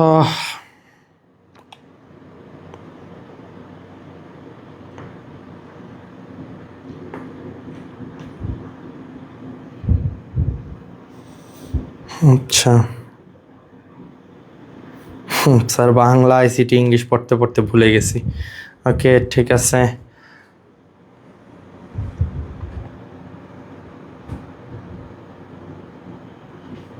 আচ্ছা, তো হচ্ছে কে জিজ্ঞেস করলো? আচ্ছা যাক, আচ্ছা দেখো তাহলে হচ্ছে ম্যাট্রিক্স এবং যে হচ্ছে পেলিক্যাল, এই দুইটার উপস্থিতি নিয়ে অনেক বিজ্ঞানীর হচ্ছে দ্বিমত রয়েছে। ওকে, আচ্ছা তারপর দেখো এই যে ম্যাট্রিক্সের মধ্যে এই যে সবুজ কালারের যে হচ্ছে তোমার এই যে মানে পেঁচানো অংশগুলা, এদেরকে বলা হয় ক্রোমাটিন। এদেরকে কি বলা হয়? এদেরকে বলা হয় ক্রোমাটিন। বুঝতে পারছো? ক্রোমাটিন বলা হয়। ওকে, এবং এই ক্রোমাটিনের গায়ে এই যে দেখো এই যে ক্রোমাটিনের গায়ে এই যে লাল লাল কিছু হচ্ছে অংশ যুক্ত আছে, ঠিক আছে? তো এই যে ক্রোমাটিনের গায়ে যে দানা যুক্ত থাকে এদেরকে বলা হয় ক্রোমোমিয়ার। এদেরকে কি বলা হয়? ক্রোমোমিয়ার, ঠিক আছে? ক্রোমোমিয়ার। ক্লিয়ার? ঠিক আছে, আচ্ছা তারপর দেখো এখন এই যে ক্রোমাটিন, হ্যাঁ, এই ক্রোমাটিনকে তোমাকে মনে রাখতে হবে, এই ক্রোমাটিনকে কি করা হয়েছে? এই ক্রোমাটিনকে দুইটা ভাগে ভাগ করা হয়েছে। বিজ্ঞানী হিচ, নাম কি? হিচ, বিজ্ঞানী হিচ 1924 সালে এই ক্রোমাটিনকে দুইটা ভাগে ভাগ করছে। কি কি দুইটা ভাগে ভাগ করছে? দেখো এই ক্রোমাটিনকে আমরা যদি হচ্ছে একটু জুম ইন করে দেখি, তাহলে এই ক্রোমাটিনের ভেতরে আমরা দেখব যে এইটা কোথাও এরকম বেশি মাত্রায় পেঁচানো এবং কোথাও এরা হচ্ছে এরকম একটু কম মাত্রায় পেঁচানো। বুঝতে পারছো? তাহলে ক্রোমাটিনটা কোথাও এরকম বেশি পেঁচানো থাকে এবং কোথাও একটু কম পেঁচানো থাকে। বুঝতে পারছো? তাহলে ক্রোমাটিনটা যেই জায়গাতে বেশি মাত্রায় পেঁচানো থাকে সেই অঞ্চলটাকে বলা হয় হেটারোক্রোমাটিন। সেটাকে কি বলা হয়? হেটারোক্রোমাটিন। এবং যেই জায়গাটা একটু কম পেঁচানো তাকে বলা হয় ইউক্রোমাটিন। তাকে কি বলা হয়? ইউক্রোমাটিন। মনে থাকবে? এখন তোমার হচ্ছে যদিও আমরা হচ্ছে এটা বেশি পেঁচানো এবং কম পেঁচানো দিয়ে আমরা পড়াই, কিন্তু বিষয়টা আসলে কি জানো? বিষয়টা হচ্ছে ক্রোমোজোমের বা ক্রোমাটিনের যে অংশে, ক্রোমাটিন ফাইবারের যে অংশে বেশি মাত্রায় রঞ্জক পদার্থ থাকে সে অংশকে বলা হয় হেটারোক্রোমাটিন, এবং যে অংশে রঞ্জক পদার্থের পরিমাণ কম থাকে তাকে বলা হয় ইউক্রোমাটিন। এই যে পেজগুলা, এগুলা সাধারণত হচ্ছে রঞ্জক পদার্থকে ইন্ডিকেট করতেছে। এখানে এক ধরনের রঞ্জক পদার্থ থাকে, এটাকে বলা হয় ফুলজিন। বুঝতে পারছো? বা ফুলিজিন। বুঝতে পারছো? ফুলিজিন নামক একটা রঞ্জক পদার্থ এই ক্রোমোজোমের মধ্যে থাকে। এই জন্যই ক্রোমোজোমকে আমরা বলি যে রং ধারণকারী। বুঝতে পারছো? এটা রং ধারণ করতে পারে। আচ্ছা যাই হোক, তো এই যে দেখো এই যে হেটারোক্রোমাটিন, এখন দেখো এইটা নিয়ে আমাদের আরো কিছু আলোচনা করতে হবে। যেহেতু এই জিনিসটা আমরা বলেই ফেলছি, তাহলে চলো আমরা এই জিনিসটা নিয়ে আরেকটু আলোচনা করি। এই যে হেটারোক্রোমাটিন, এই হেটারোক্রোমাটিনে তোমাকে মনে রাখতে হবে যদিও এটার মধ্যে পেজ সংখ্যা বেশি, ঠিক আছে, কিন্তু মানে এটার মধ্যে রঞ্জক পদার্থ বেশি, কিন্তু এটার মধ্যে মনে রাখতে হবে এটার মধ্যে ডিএনএর পরিমাণ কম। এটার মধ্যে ডিএনএ কম থাকে। আমরা জানি ক্রোমোজোমের মধ্যেই ডিএনএ থাকে, এটা আমরা জানি না। তাহলে ক্রোমোজোমের মধ্যে ডিএনএ থাকলেও এই হেটারোক্রোমাটিনের মধ্যে ক্রোমোজোম কম থাকে, আর এই ইউক্রোমাটিনের মধ্যে ডিএনএ বেশি থাকে। বুঝতে পারছো? এটার মধ্যে ডিএনএ বেশি থাকে, পেজ কম কিন্তু ডিএনএ বেশি, মানে কথা কম বেড়ায় কাজ বেশি করে। বুঝতে পারছো?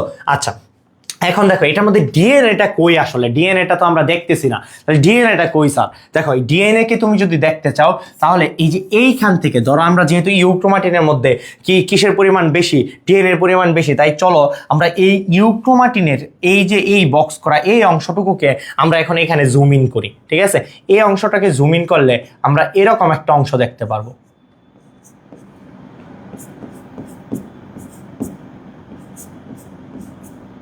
আচ্ছা এইগুলো হচ্ছে হিস্টোন প্রোটিন। এই যে আমি গোল গোল বক্স আঁকলাম, এইগুলাকে বলা হয় হিস্টোন প্রোটিন। মাঝে মাঝে এই হিস্টোন প্রোটিনকে এই যে পেজগুলা এরা কি করে? দেখো এই যে ক্রোমাটিন ফাইবারটা এই হিস্টোন প্রোটিনকে এরকম ভাবে পেঁচিয়ে থাকে। বুঝতে পারছো? এই হিস্টোন প্রোটিনকে পেঁচিয়ে থাকে। ধরো এখানে আরো একটা হিস্টোন প্রোটিন আছে, ঠিক আছে, ধরো এটার ভিতরে হিস্টোন প্রোটিন আছে, বুঝতে পারছো? তাহলে এই ক্রোমাটিন ফাইবারটা হচ্ছে একটু পর পর হিস্টোন প্রোটিনকে পেঁচিয়ে থাকে, বুঝতে পারছো? তাহলে এই হিস্টোন প্রোটিন সহ এই যে ক্রোমাটিন ফাইবারের এই যে যেই পেজ বা এই যে যেই অংশটা গঠিত হলো, এই জায়গাটাকে বলা হয় নিউক্লিওসোম। নিউক্লিওসোম, সরি স্পেলিংটা হয়নি, এটাকে বলা হয় নিউক্লিওসোম, বুঝতে পারছো? তাহলে নিউক্লিওসোম কি হচ্ছে? হিস্টোন প্রোটিন এবং ক্রোমাটিন ফাইবার মিলে হচ্ছে যেই কম্প্যাক্ট বা হচ্ছে যেই জটিল যৌগ গঠন করে তাকে কি বলা হয়? তাকে বলা হয় হচ্ছে নিউক্লিওসোম, বুঝতে পারছো? তাহলে দেখো এই যে একটা নিউক্লিওসোম এবং এই যে আরেকটা নিউক্লিওসোম, বুঝতে পারছো? এই যে এই পেজগুলোর ভিতরে মূলত হচ্ছে এইটা একটা নিউক্লিওসোম, এটা একটা নিউক্লিওসোম, এটা একটা নিউক্লিওসোম, বুঝতে পারছো? তো এই নিউক্লিওসোম গুলা, একটা নিউক্লিওসোম, এই দেখো আরেকটা নিউক্লিওসোম, এটা মাঝখানে এই যে একটা হচ্ছে কি এই যে রশ্মি এটা দিয়ে যুক্ত, এই যে এইটাকেই বলা হয় লিঙ্কেজ ডিএনএ। লিঙ্কেজ ডিএনএ দুইটা এই নিউক্লিওসোমকে একসাথে যুক্ত করে যেই অংশটা তাকেই বলা হয় লিঙ্কেজ ডিএনএ বা ডিএনএ লিঙ্কার। যদিও এইটা আমরা এখানে এরকম একটা রেখার মতো অংশ দেখতে পাচ্ছি, কিন্তু এইটাকে যখন আমরা আরো হচ্ছে কি করব, হচ্ছে মাইক্রোস্কোপ দিয়ে, আরো ইলেকট্রন মাইক্রোস্কোপ দিয়ে দেখব, তখন দেখব এটা হচ্ছে কিরকম। এটা দেখতে সাধারণত হচ্ছে এই যে এরকম, ঠিক আছে,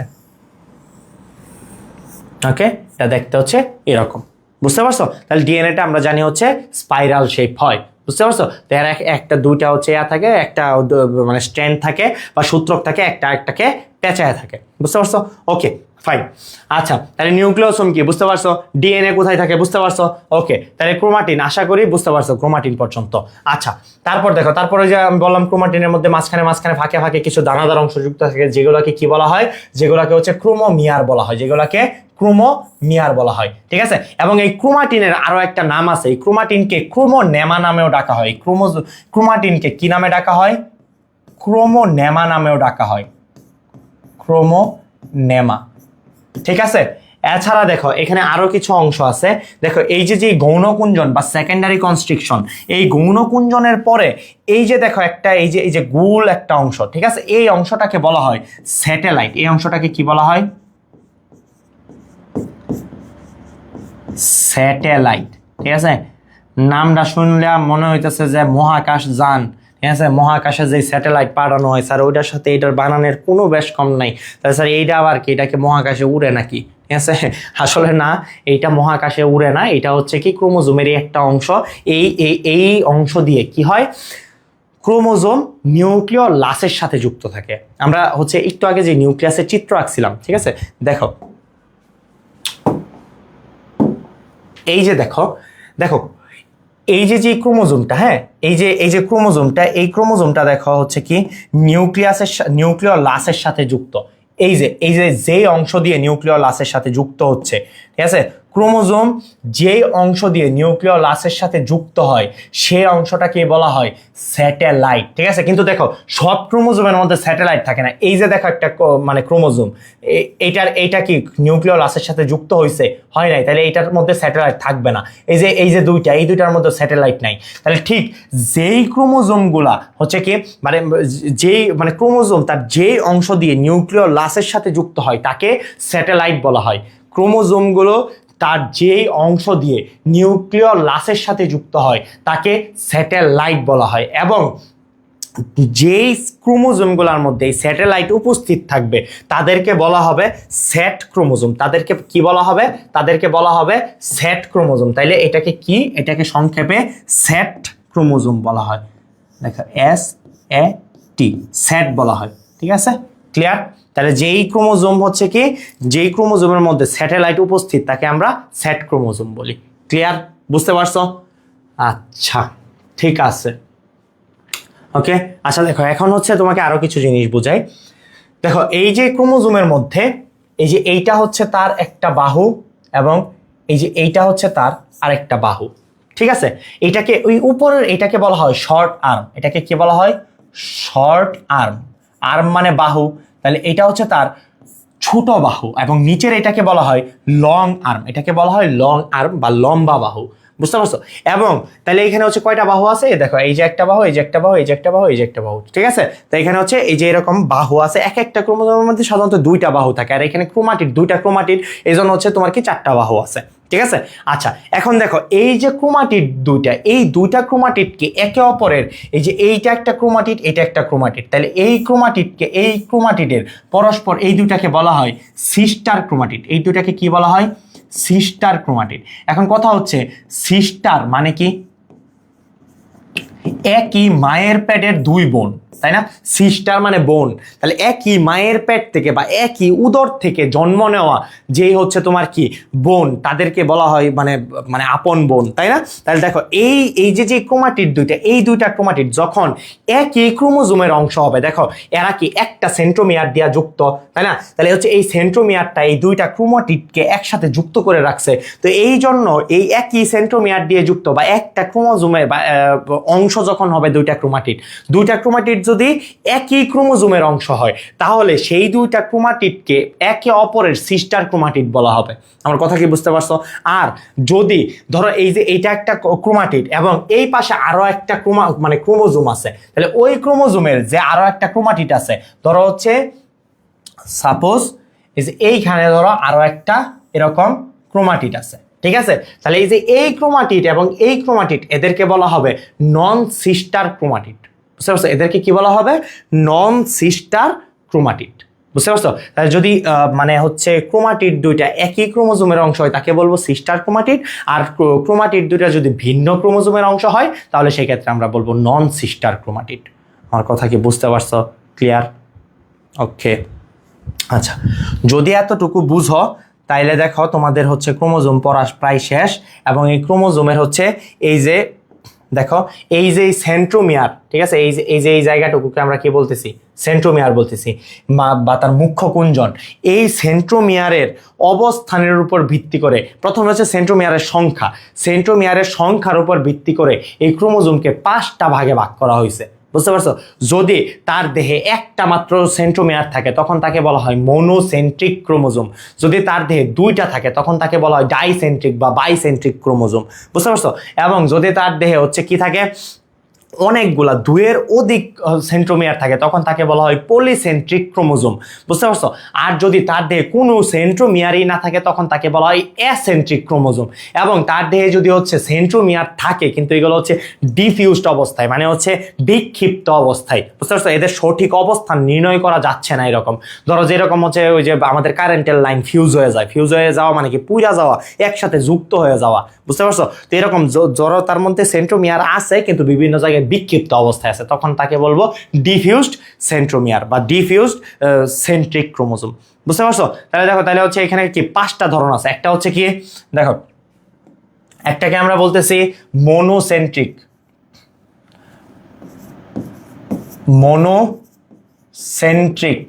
ক্রোমোজোম। মোনোসেন্ট্রিকটা কেমন হবে? ধরো হচ্ছে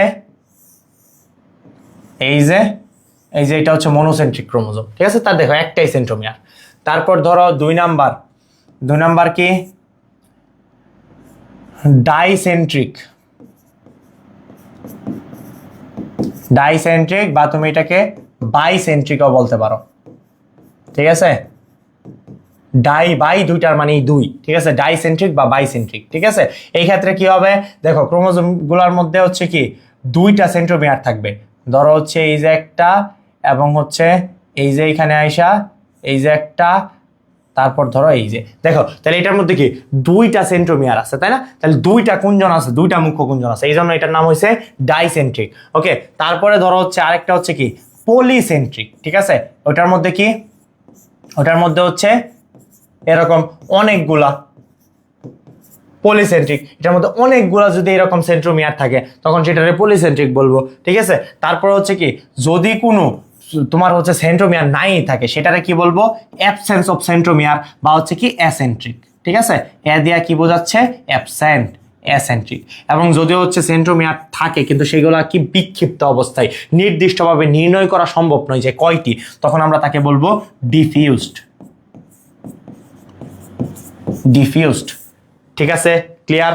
ওকে, তাহলে এটা হচ্ছে সেন্ট্রোমিয়ারের সংখ্যার উপর ভিত্তি করে। এছাড়াও সেন্ট্রোমিয়ারের অবস্থানের উপর ভিত্তি করে ক্রোমোজোম হচ্ছে 4 প্রকারের। ঠিক আছে, এটা তোমরা হচ্ছে ক্লাস 9-10-এও পড়ার কথা। কোষ বিভাজন যে চ্যাপ্টারটা ছিল, সেই কোষ বিভাজন চ্যাপ্টারে অ্যানাফেজ ধাপে, মাইটোসিস কোষ বিভাজনে অ্যানাফেজ ধাপে তোমরা পড়ছিলা যে হচ্ছে এইখানে ক্রোমাটিডগুলা হচ্ছে VLJI এর মতো আকৃতি ধারণ করে, মনে আছে? VLJI এর মতো আকৃতি ধারণ করে। এখানে হচ্ছে এই যে ভি আকৃতির, অর্থাৎ সেন্ট্রোমিয়ারের অবস্থানের উপর ভিত্তি করে 4 প্রকার। একটা হচ্ছে সাব মেটাসেন্ট্রিক, সাব মেটাসেন্ট্রিক,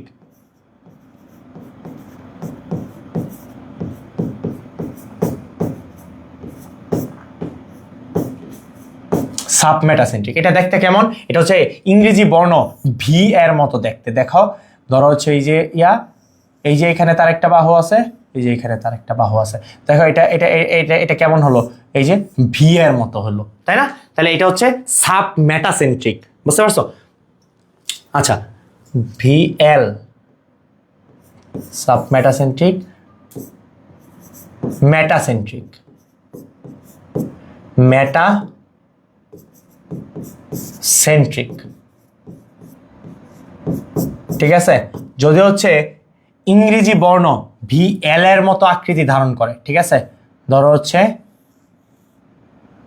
এই যে এরকম। ঠিক আছে, দেখো এটা এটা কেমন? ইংরেজি বর্ণ এল এর মতো দেখতে, এটাকে বলা হয় মেটাসেন্ট্রিক। সাবমেটাসেন্ট্রিক, প্রথমে হচ্ছে মেটাসেন্ট্রিক, তারপরে সাবমেটাসেন্ট্রিক। ঠিক আছে, মেটাসেন্ট্রিক হচ্ছে দেখতে ভি এর মতো, মেটা মানে একবারে মাঝখানে অবস্থান করে। ঠিক আছে, মেটাসেন্ট্রিক হচ্ছে ভি এর মতো দেখতে, সাবমেটাসেন্ট্রিক হচ্ছে এল এর মতো দেখতে। তাহলে প্রথমে হচ্ছে মেটাসেন্ট্রিক, 1 নাম্বার হচ্ছে কি মেটাসেন্ট্রিক।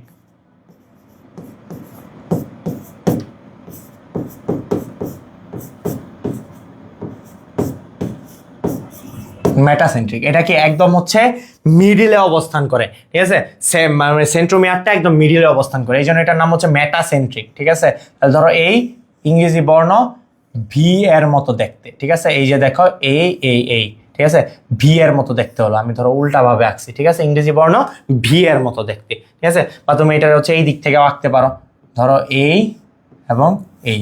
ঠিক আছে, এই ভি এর মতো দেখতে হয়েছে। ঠিক আছে, তারপর দেখো, তারপর হচ্ছে 2 নাম্বার হচ্ছে কি sub metacentric. 2 number sub metacentric.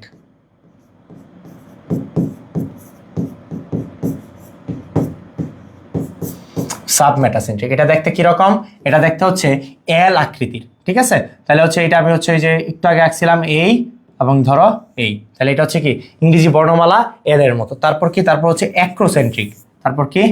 Acrocentric.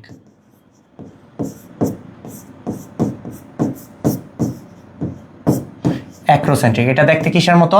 এটা দেখতে ইংরেজি বর্ণমালা জে এর মতো। ঠিক আছে, জে দেখতে কিরকম? ধরো হচ্ছে এই যে এরকম, তারপর ধরো এই যে এখানে এই এবং এটা হচ্ছে এই। ঠিক আছে, তাহলে ইংরেজি বর্ণমালা জে আকৃতির হয়। ঠিক আছে, তারপর দেখো, তারপর হচ্ছে 4 নম্বর হচ্ছে কি টেলোসেন্ট্রিক। টেলোসেন্ট্রিক এটা দেখতে কিসের মতো? এটা দেখতে হচ্ছে আই আকৃতির। ঠিক আছে, টেলোসেন্ট্রিক। ওকে, দেখতে আই আকৃতির, ধরো হচ্ছে এই যে এরকম, ধরো এরকম, দেখো এটা আই আকৃতির। ঠিক আছে, ইংরেজি বর্ণমালা আয়ের মতো দেখতে। তো এই হচ্ছে তোমার ক্রোমোজোমের কি বলে প্রকারভেদ। এছাড়াও আরো একটা প্রকারভেদ আছে যেটা কি ফাংশন অনুযায়ী। ঠিক আছে, তাহলে এটাকে আমি ডিলিট করে দিই। দেখো, তারপর হচ্ছে ফাংশন অনুযায়ী। ওকে, তার কাজের উপর ভিত্তি করে ফাংশন ওয়াইজ। এই ফাংশন ওয়াইজ ক্রোমোজোমকে হচ্ছে আরো 2টা ভাগে ভাগ করা হয়েছে। একটা হচ্ছে অটোজোম। ঠিক আছে, অটোসোম। ঠিক আছে, অর্থাৎ যেগুলো হচ্ছে দেহ গঠনে সহায়তা করে। ঠিক আছে, বা যে দেহ কোষের মধ্যে যেই ক্রোমোজোমগুলো থাকে তাদেরকে বলা হয় অটোজোম, বুঝতে পারছো? আর হচ্ছে যেগুলো হচ্ছে প্রজননে সহায়তা করে তাদেরকে বলা হয় হচ্ছে সেক্স ক্রোমোজোম, বুঝতে পারছো? তাদেরকে কি বলা হয়? Sex chromosome.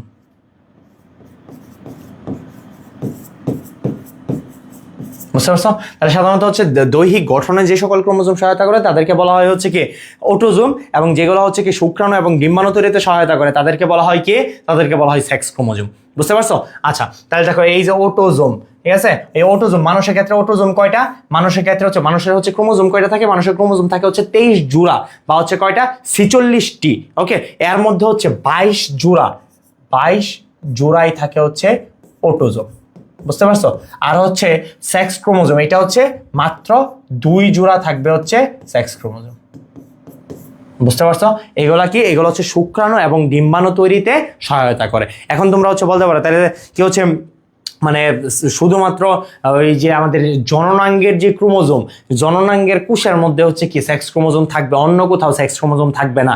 না, সকল কোষের মধ্যে, আমাদের দেহের যত কোষ আছে সবগুলাই কি 46টা ক্রোমোজোম থাকে না?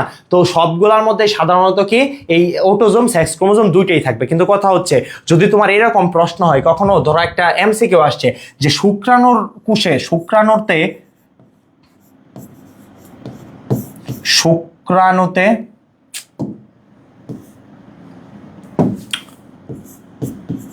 শুক্রাণুতে ক্রোমোজোম সংখ্যা কয়টি?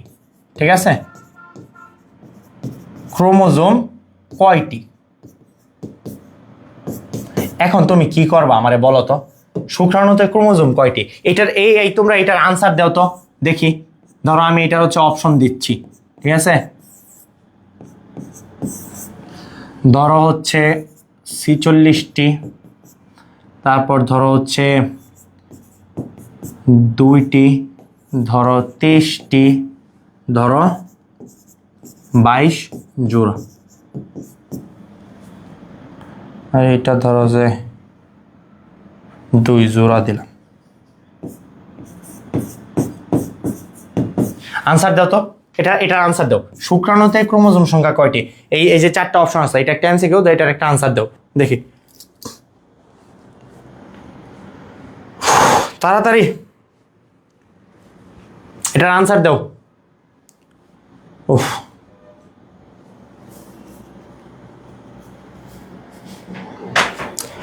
কই বাটা আনসার দাও না কে? তাড়াতাড়ি আনসার দাও। শুক্রাণুতে ক্রোমোজোম সংখ্যা কয়টি? ক্রোমোজোম,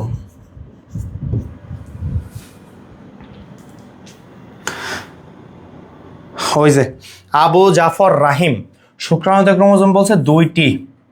আচ্ছা, এটা বললা, তারপর আর কে কে আছো?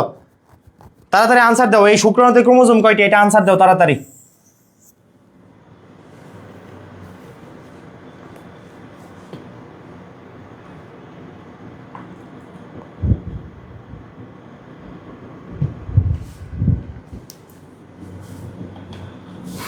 ক্রোমোজোম যা হইছে লেখার অবস্থা দেখো।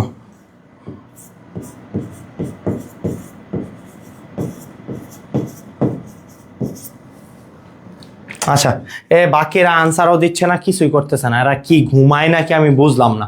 দেখো শুক্রাণুতে ক্রোমোজোম সংখ্যা, দেখো শুক্রাণুতে ক্রোমোজোম সংখ্যা কিসের? এখন দেখো এই যে তোমরা অনেকেই ভাবতেছো যে এটার মধ্যে 2টা ক্রোমোজোম থাকে, বুঝতে পারছো? কিন্তু আসলে না, বিষয়টা এরকম না। কারণ হচ্ছে ওই যে আমরা একটু আগে পড়াইছি যে সেক্স ক্রোমোজোম হচ্ছে কি 2 জোড়া, তাহলে শুক্রাণু কি ওই সেক্স রিলেটেড বা হচ্ছে কি আমাদের হচ্ছে জননাঙ্গ রিলেটেড। তো এই জন্য কি তোমরা হচ্ছে খুব চোখ বন্ধ করে এইটার আনসার দিয়ে দিবা 2টা, কিন্তু আসলে বিষয়টা এরকম না। বিষয়টা কি, শুক্রাণু হচ্ছে কি, দেখো শুক্রাণু হচ্ছে কি একটা হ্যাপ্লয়েড কোষ, ঠিক আছে? আমরা জানি কোষ সাধারণত থাকে ডিপ্লয়েড, দেহ কোষগুলা, কিন্তু এই শুক্রাণু কি হ্যাপ্লয়েড। এখন ডিপ্লয়েড যেই কোষগুলা, ডিপ্লয়েড কোষের মধ্যে ক্রোমোজোম সংখ্যা থাকে 46টা। যখন 2n হবে কোষ, তখন সেই ক্রোমোজোম সংখ্যা হবে কয়টা? 46টা বা 23 জোড়া। আর যখন হ্যাপ্লয়েড হবে তখন সেখানে ক্রোমোজোম সংখ্যা হবে 23 জোড়া, ঠিক আছে? এবার 23 জোড়া বলতেছি, সেখানে ক্রোমোজোম সংখ্যা হবে কয়টা? 23টা। বুঝতে পারছো? তাহলে হচ্ছে এই হ্যাপ্লয়েড হলে ক্রোমোজোম সংখ্যা হবে কয়টি? 23টি। বুঝতে পারছো? এবং এইখানে যদি ডিপ্লয়েড হয় তাহলে হচ্ছে সেই ক্ষেত্রে 46টি। বুঝতে পারছো? ক্লিয়ার? তাহলে এইটা সম্পর্ক হচ্ছে ডিপ্লয়েড আর হ্যাপ্লয়েডের সাথে, বুঝতে পারছো? আর এই যে অটোজোম আর সেক্স ক্রোমোজোম, এটা হচ্ছে সব কোষের মধ্যেই, ঠিক আছে? দুনিয়ার যত মানে মানুষের দেহে যত কোষ আছে বা হচ্ছে অন্যান্য প্রাণীদের দেহে যত কোষ আছে, সেখানে হচ্ছে দেহ গঠনে যে সকল কোষ অংশগ্রহণ করে তাদেরকে হচ্ছে অটোজোম, মানে হচ্ছে মানে কোষের মধ্যে যেই ক্রোমোজোমগুলা দেহের মানে দৈহিক কার্যাবলী মানে হচ্ছে কি বলে সংগঠিত করে, তাদেরকে বলা হয় হচ্ছে অটোজোম। আর যারা হচ্ছে জনন ভিত্তিক কার্যাবলীকে হচ্ছে নিয়ন্ত্রণ করে তাদেরকে বলা হয় সেক্স ক্রোমোজোম।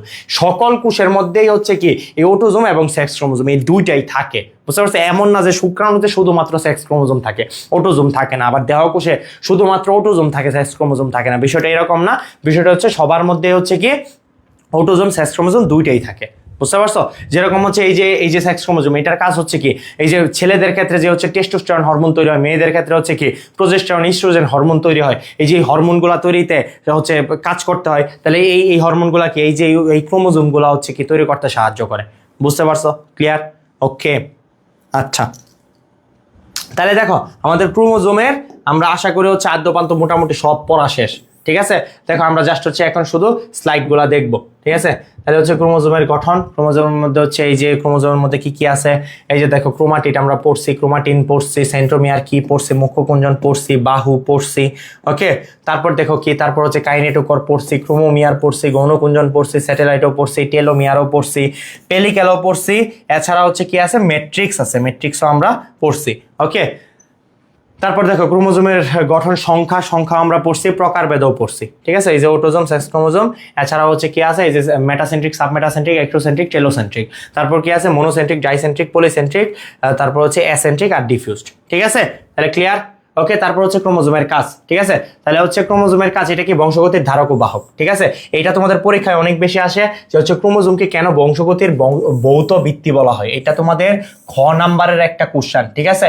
এটা তোমাদের খ নাম্বারে প্রচুর আসে যে ক্রোমোজোমকে কেন বংশগতির ভৌত ভিত্তি বলা হয়। কেন বলা হয়? কারণ ক্রোমোজোমে অবস্থিত জিনগুলো বংশগতির প্রধান উপাদান, এগুলোকে এক প্রজন্ম থেকে পরবর্তী প্রজন্মে চারিত্রিক বৈশিষ্ট্য সফলভাবে স্থানান্তর করে, বুঝতে পারছো?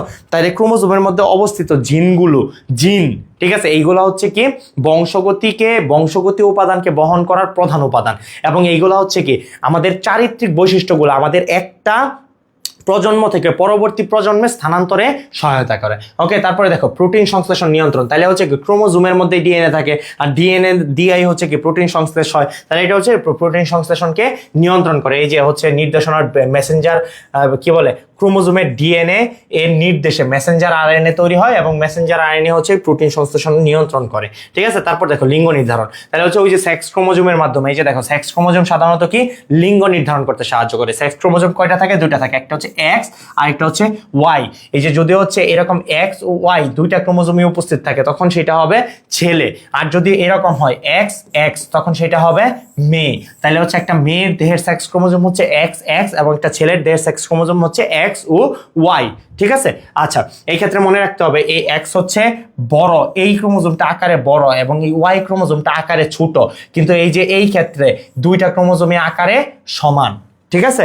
আচ্ছা, তারপর দেখো ডিএনএ সুরক্ষা, তাহলে ক্রোমোজোমের ভেতরে ডিএনএ অবস্থান করে। আমরা দেখছি যে ক্রোমোজোমে হচ্ছে দুইটা নিউক্লিওসোমকে একসাথে যুক্ত করে লিঙ্কার ডিএনএ, তাহলে এই ক্রোমোজোমকে হচ্ছে দুইটা হচ্ছে নিউক্লিওসোমকে একসাথে করে হচ্ছে কি লিঙ্কার ডিএনএ, তাহলে ওইটাই হচ্ছে মূলত ডিএনএ। তাহলে ক্রোমোজোমের ভেতরে হচ্ছে ডিএনএ কি হয়, এই যে হিস্টোন প্রোটিন এবং তার সাহায্যে ডিএনএ শিকল কুণ্ডলী পাকিয়ে নিউক্লিয়াসের ভেতরে সুরক্ষিত থাকে যাতে বিভাজনের সময় ডিএনএ ক্ষতিগ্রস্ত না হয়। তাহলে এইটা কি বিশেষ করে এই কি বলে ক্রোমোজোমের ভিতরে কি ক্রোমোজোমটা কি থাকে সুরক্ষিত থাকে। তারপর দেখো কোষ বিভাজন নিয়ন্ত্রণ, তাহলে কোষ বিভাজনকেও এই ক্রোমোজোম নিয়ন্ত্রণ করতে পারে, ঠিক আছে?